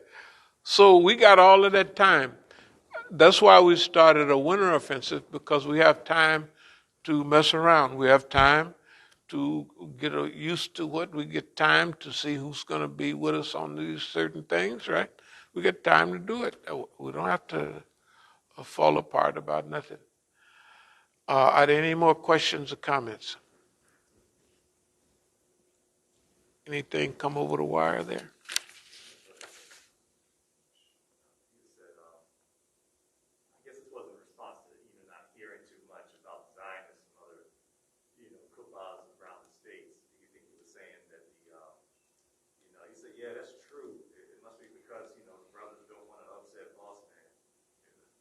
Oh, that's what somebody said? Yeah, someone said, yeah. Well, no, that's fine. That means that we get all the attention. We don't want them to get, we want a nice tussle, right? And the better the tussle, the more everybody, you got to remember what we've already done. What we're going to do with the Zionists is what we did with Boss Man. See, we put protection out there years ahead of time so they can do so much, but they can't, like, they might, but suppose they get rid of you. Well, when they get rid of you, your CDs, DVDs, and all that, unless they can get them off the market real quick, which after a while they can't, because you beat and dropped them here and there, and they can't get them all off. And you don't have to have, if we have 500 of them, they don't have to get but 100 of them. Of course, they're all what? Repetitive, right? All right. That means the way we sound, our language, our attitude, shows that we don't have no fear of the Zionists at all, right? You should imagine what was that guy, Sean Hannity? That was years ago. That was a long time ago. People still remember that. And you know what they remember? They said they could tell, man, the body language, like you didn't care nothing about us. Of course not. Didn't care nothing about them then, don't care nothing about them now. So we will move from the so-called wretched of the earth to the ones beloved by the Muslims. That's where we're moving in. Why? Because we're going to take up the issue that they all wish they could take up, but they're afraid. It's just simple as that. So this is not a hard job. It's just don't nobody want it. That's all. And Allah arranged that. Allah arranges where the job that needs to be, don't nobody want it, right? But yourself. The job, don't nobody want it. So you don't have to argue with them and scheme to get that position. And What has been the agenda of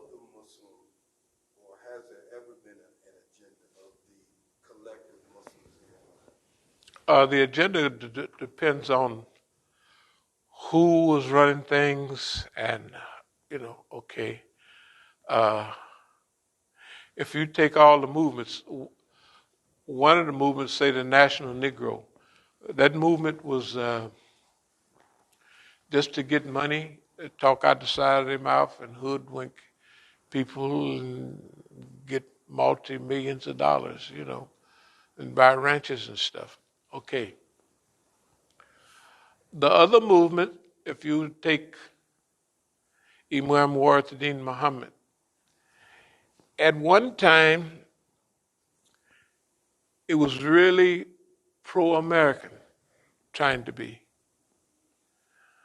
But as time went on, he realized, and that's why when he was giving one lecture, he looked around, he said it more than once. He said, y'all think they with me? He was talking about his imams, like Fahim Shuaib and them out there in Oakland, and all of them. He said, they not with me. Has anybody ever heard? He said that on the. Yeah, he said that. Once is enough. He said it. They're not with me, they with theyself. He said the same thing that I'd been saying for 20, 30 years. I don't know, a long time. I'd been saying that for 20 years because I was in the group. I liked him as a person, but there was a period where it was getting kind of wishy-washy. And then as he survived and we survived, it came a time not long ago where the evolution of understanding, seeing what he was dealing with, I would have stayed in the community way back when if I knew what I knew some years ago or understood it, but it wasn't meant to be. It was meant to be what happened. Mashallah, what happened was supposed to happen. Okay, but now the movement is different. Now, if you take the immigrant, let's take two of the groups. Let's take ICNA and ISNA. They both collaborate a lot. And then MAS, some of the. Okay. All of those used to be 100% anti-Imam Musa. I don't feel the anti as much. When we go to some places like out there at Adams, those are traditional anti, they don't want nothing. Okay, but there are others. Those are the representatives of the group, but those are not the representatives of the people in the group. You see, like when we go places, people will give you the nod. Okay, that's fine. They don't want to sit and hold your hand or nothing like that. They don't want no pictures taken with you smiling at nobody. And then they go on about their business. That level of people will increase because remember, we're designing our program to reach out to them. The first stage is, okay, you see where we're coming from? Our flowers will represent it like that.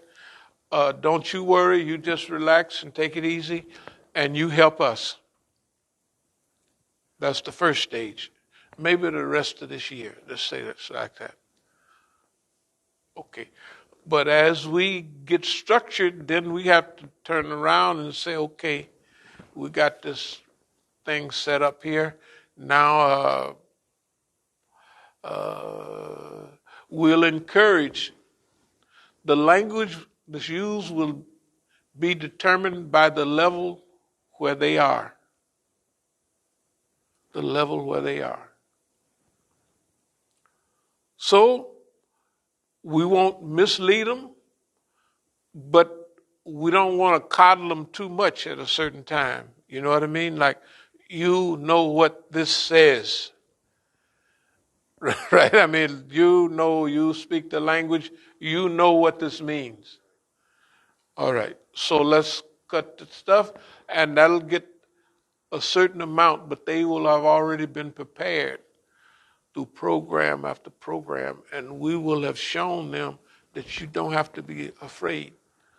So this thing is evolutionary. So say by this time we may have got 10 or 15% of those people. Allah knows best. Right. Now, in 5 years, we may have 20 or 30% because of the structure, the organization. And remember, the implementation, if they would have, we have to consider the people, the environment. Example, the discussions that we have all the time, year in and year out, if they would have done that, the government would not have given them a chance to build all these multi-million-dollar masajid around the country. They wouldn't have, because soon as it wasn't, number one, they were happy to be here. That's the first thing you got to realize. Very, very happy to be here. Okay. Number two is the ability to learn your environment. And I had a talk with, what's her name out there in the same place we was. We have to do like Martin Luther King. And he had a dream, the American dream. I said, man, you don't know what you're talking about. This is what I told the big Imam out there. I said, have you ever heard of my dream, American dream, in response to an American nightmare?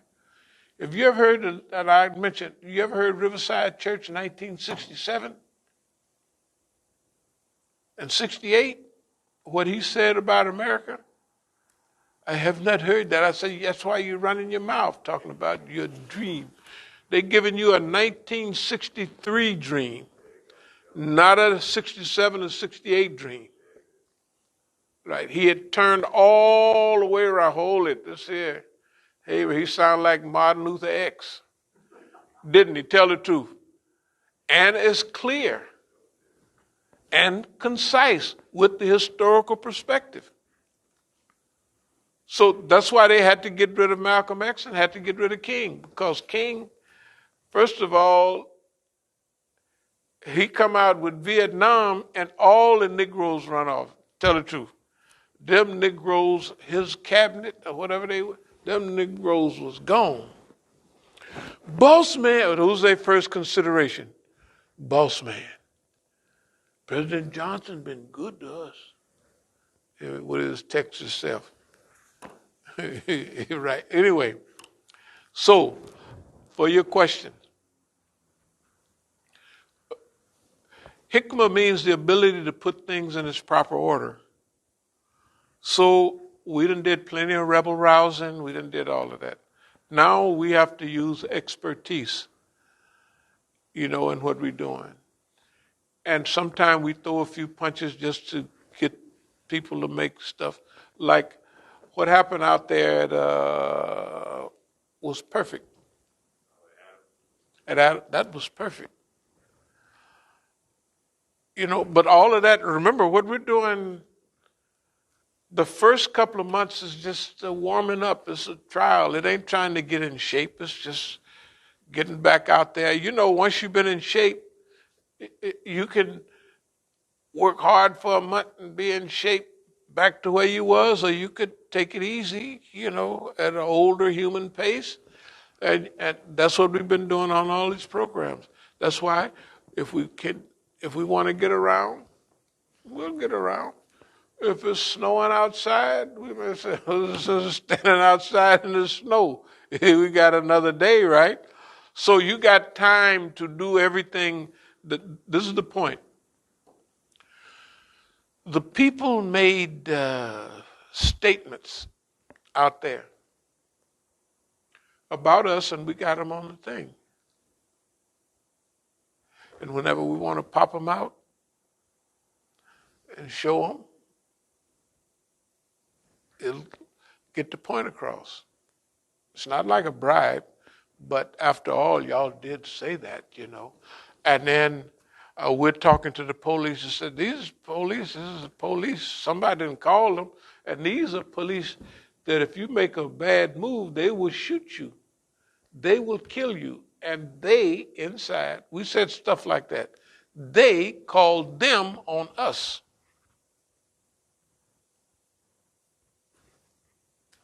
So that's why we just messing around at first.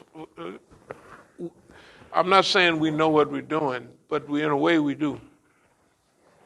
And when we kick in full-fledged, we look at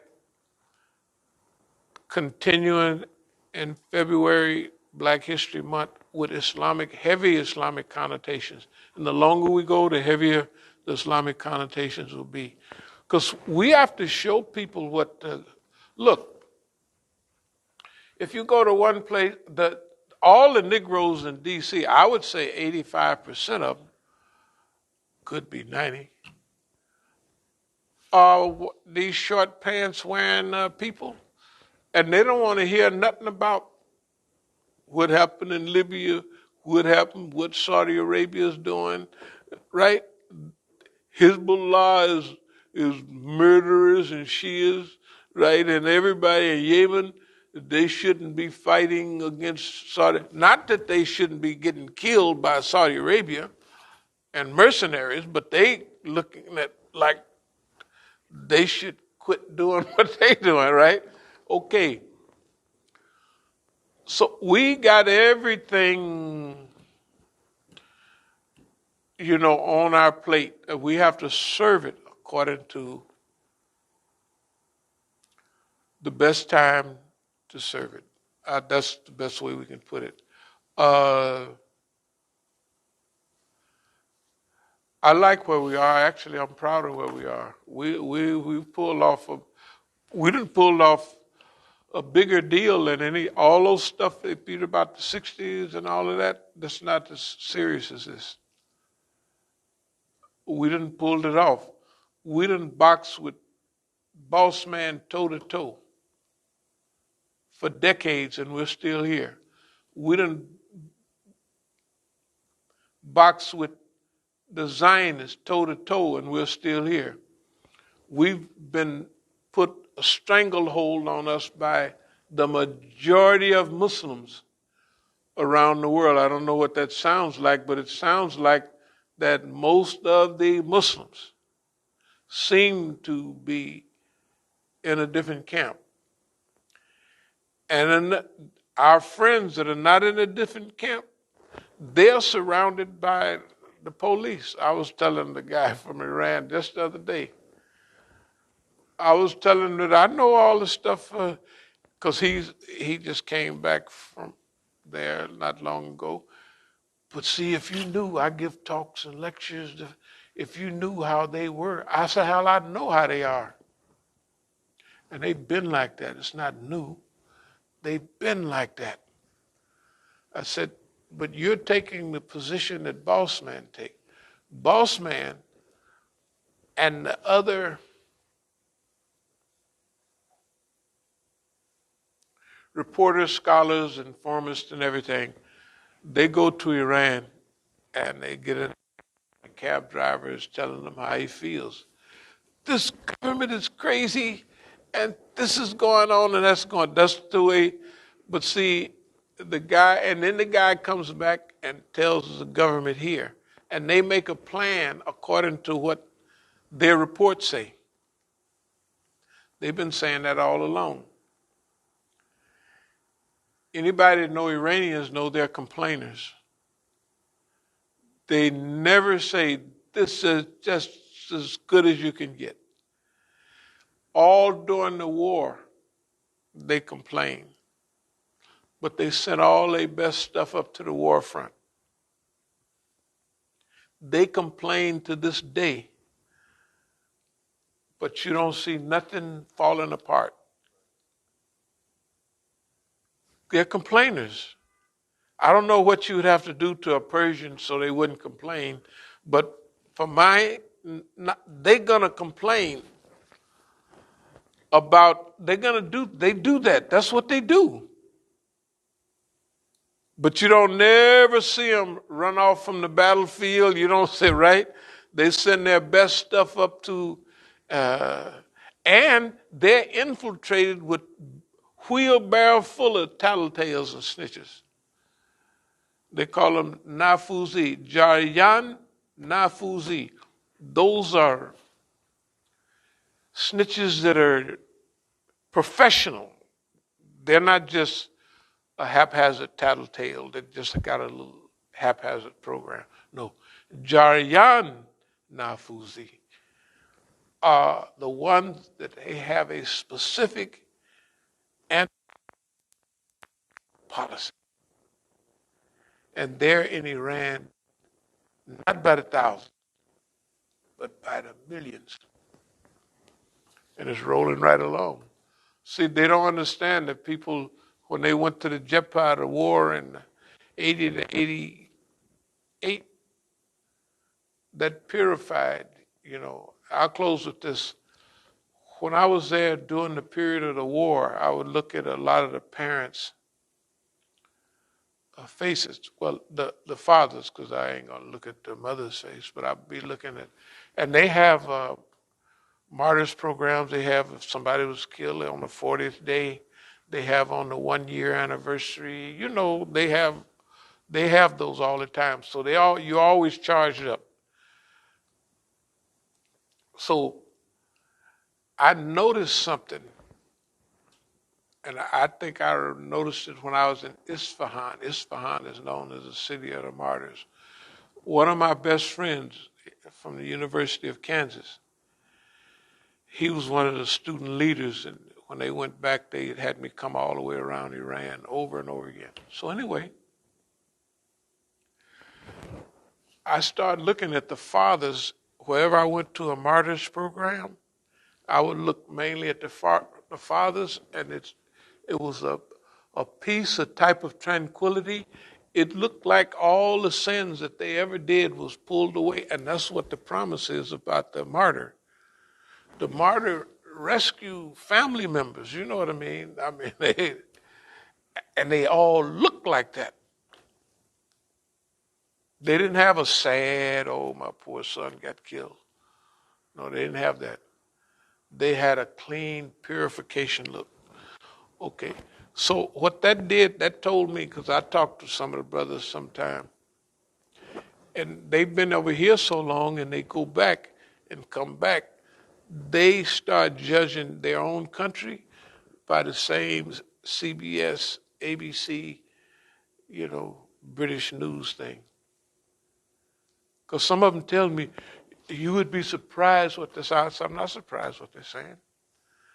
I said, when I spoke at the Sisters University before, they were saying how much freedom we have over here. And they were saying about they don't have to wear a hijab over there. You know what I told the sisters there at the university, Zara University? I said, well, do like they do. Gone out at y'all age, I said, the girls over there, they pregnant already or done had 2 or 3 abortions, and they're drunkards. They have, I said, especially the kids you see that you think are nice, and I did say, white kids. Them white girls are drunkards. Tell the truth. They binge drink on the camp, all of them, not every one of them. They either binge drinkers, drunkards, they either funny acting, and that's what I told them. I said, y'all look at those people and you think that's freedom? I said, every one of you in here would be pregnant right now. And don't worry about a husband. You wouldn't have no husband. They don't get married in America no more, unless it's to another girl. I said, yes, they get married all the time. Girls get married. And boys do too. to each other, not to opposite sex. That's terrible. I said, that ain't the beginning of it. That's just the start. So if you like America, you follow them. That's what I told them. You like that stuff, you follow them. That's where they're going to take you. You think you don't have freedom here because you got to wear hijab. Yeah, because the person ain't going to see you till he marry you. And, well, he can get one look or two just for, you don't have to marry you to see. He can get a little look, just a little peek, you know. And I was saying to myself, I said, man, it would be almost impossible to get married in Iran. Because one of my friends he was going around, and I said, how many interviews? Because it's an interview. And everybody got to be in it. He said, because he was taking me to a lady, to see about marriage.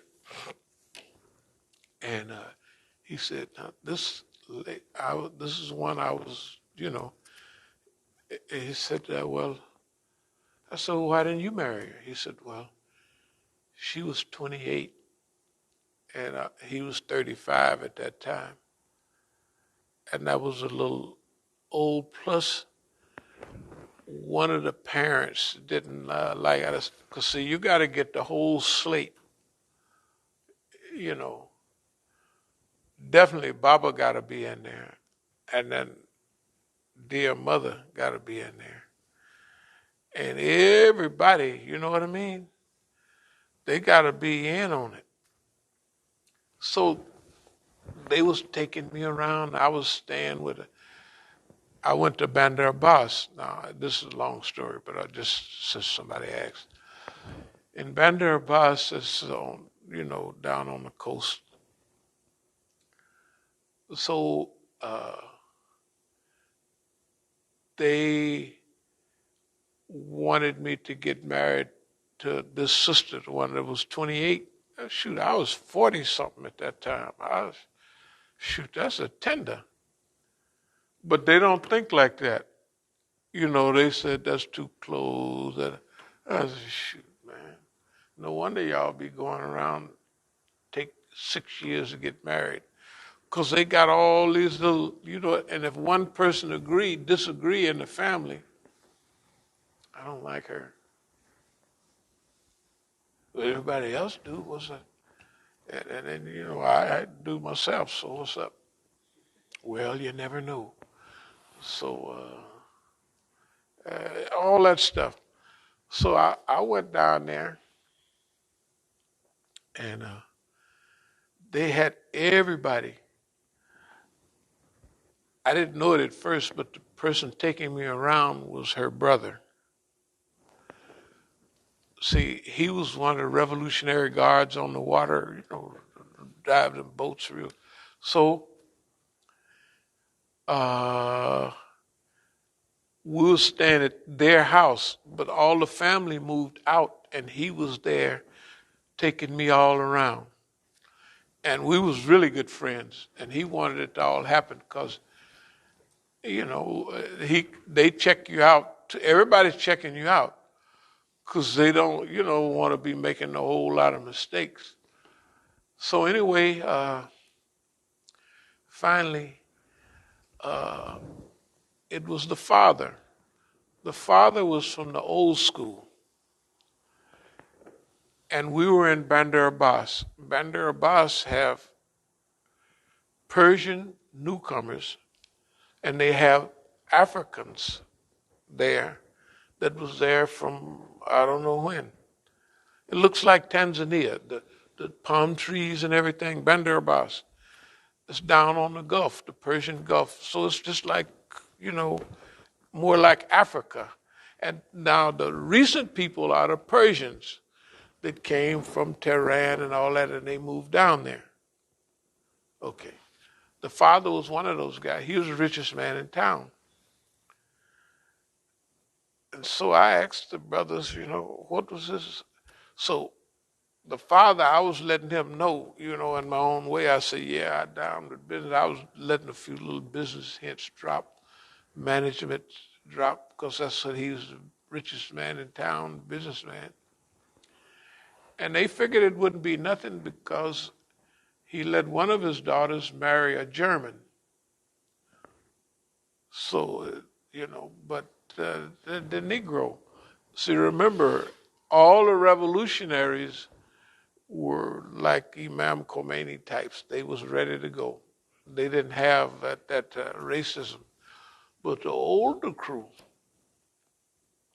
they had the Shaw's ideas.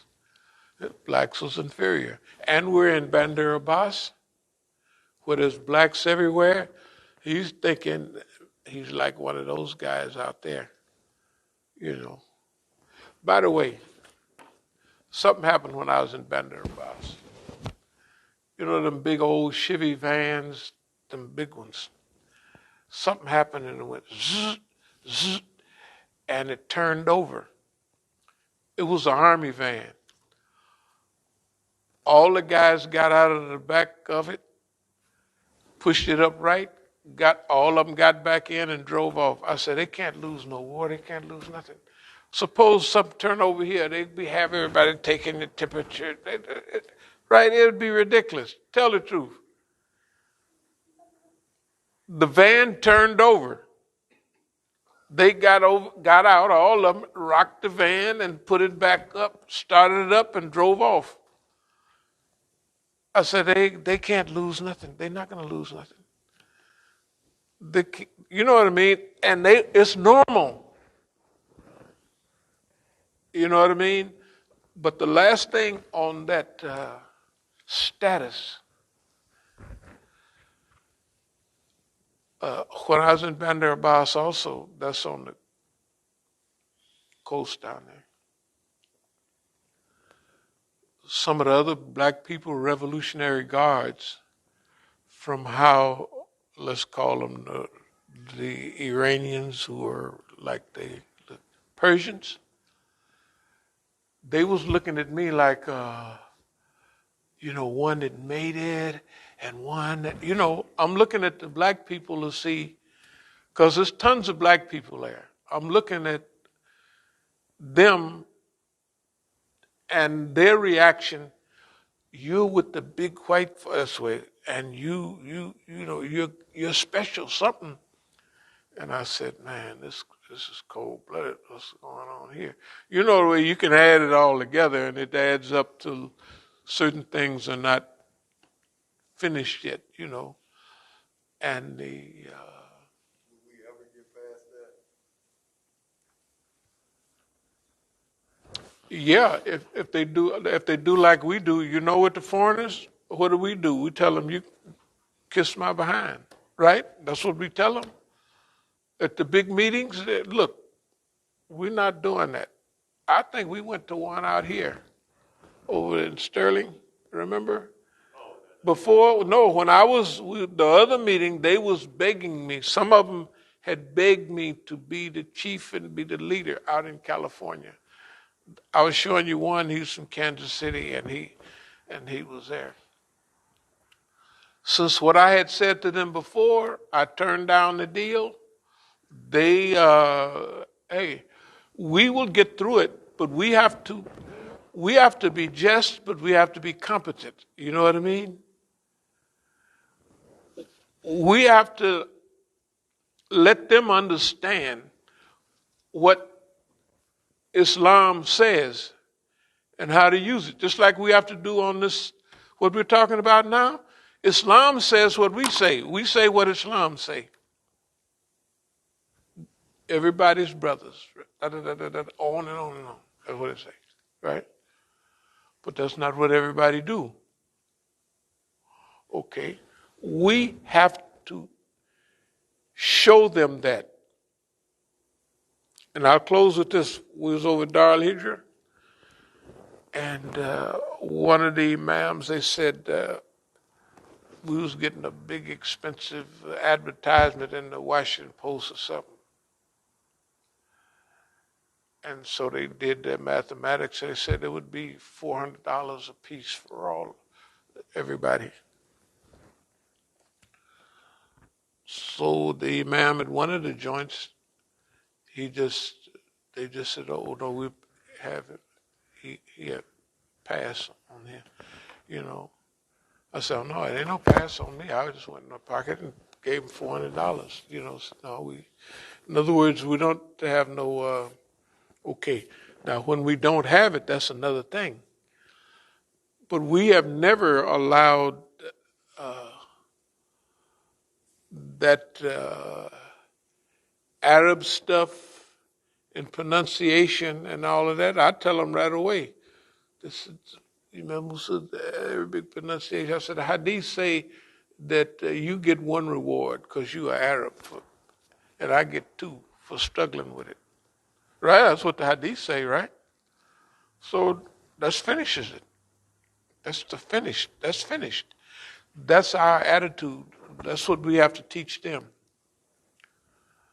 But they already know that there are some characteristics that we have.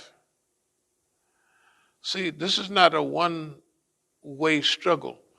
We're dealing with the Zionists, but there's some interaction that we're dealing with our people. And we got to handle everybody according to their makeup. So we have to handle the Zionists like they Zionists. Treat them like they ain't nothing. Talk to them like they crazy. Look, we don't respect you. That's going to make them even madder in front of everybody. And remember, when you do that, you don't get no chance to come back. Like once we on Hannity's show, when they see that one time, that's finished. You can't come back, so I'll change, I'll be good. No, you humiliated us, and we're not going to give you a second chance because you got too much sense, and you don't respect us, and everybody saw it. We don't respect you, you're a dummy. We call him a dummy. You're a dummy. And your president is a dummy. If you follow a dummy, then you are something like that. Yeah, if you follow a dummy, then you a dummy too. You dumber than he is. And I'm not jumping up and turning around. I'm just sitting there, right? And that's the way I'm saying.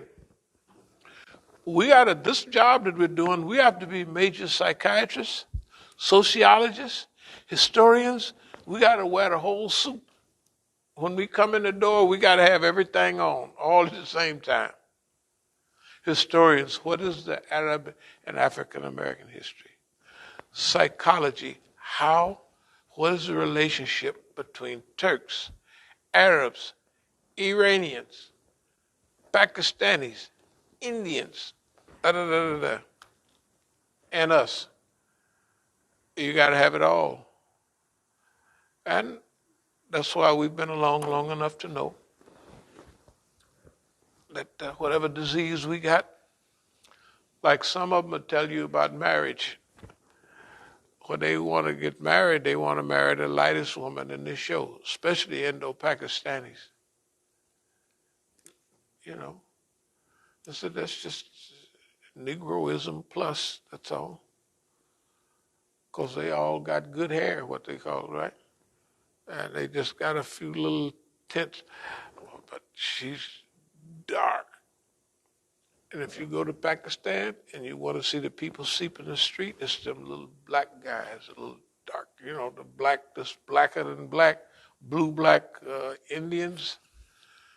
Yeah, that's who's sweeping the street. Yeah. And the light people are so, if you were trying to get away from the color bar, you're going to be on the treadmill for a long time. But that's our job. Everybody else will look at that and they'll be discouraged or be mad at it. We ain't mad at it. That's what they do. They've been doing it all their life. They don't know. We have to help them with it. Okay, any more questions or comments? No, that was it. Okay. أقول قولي هذا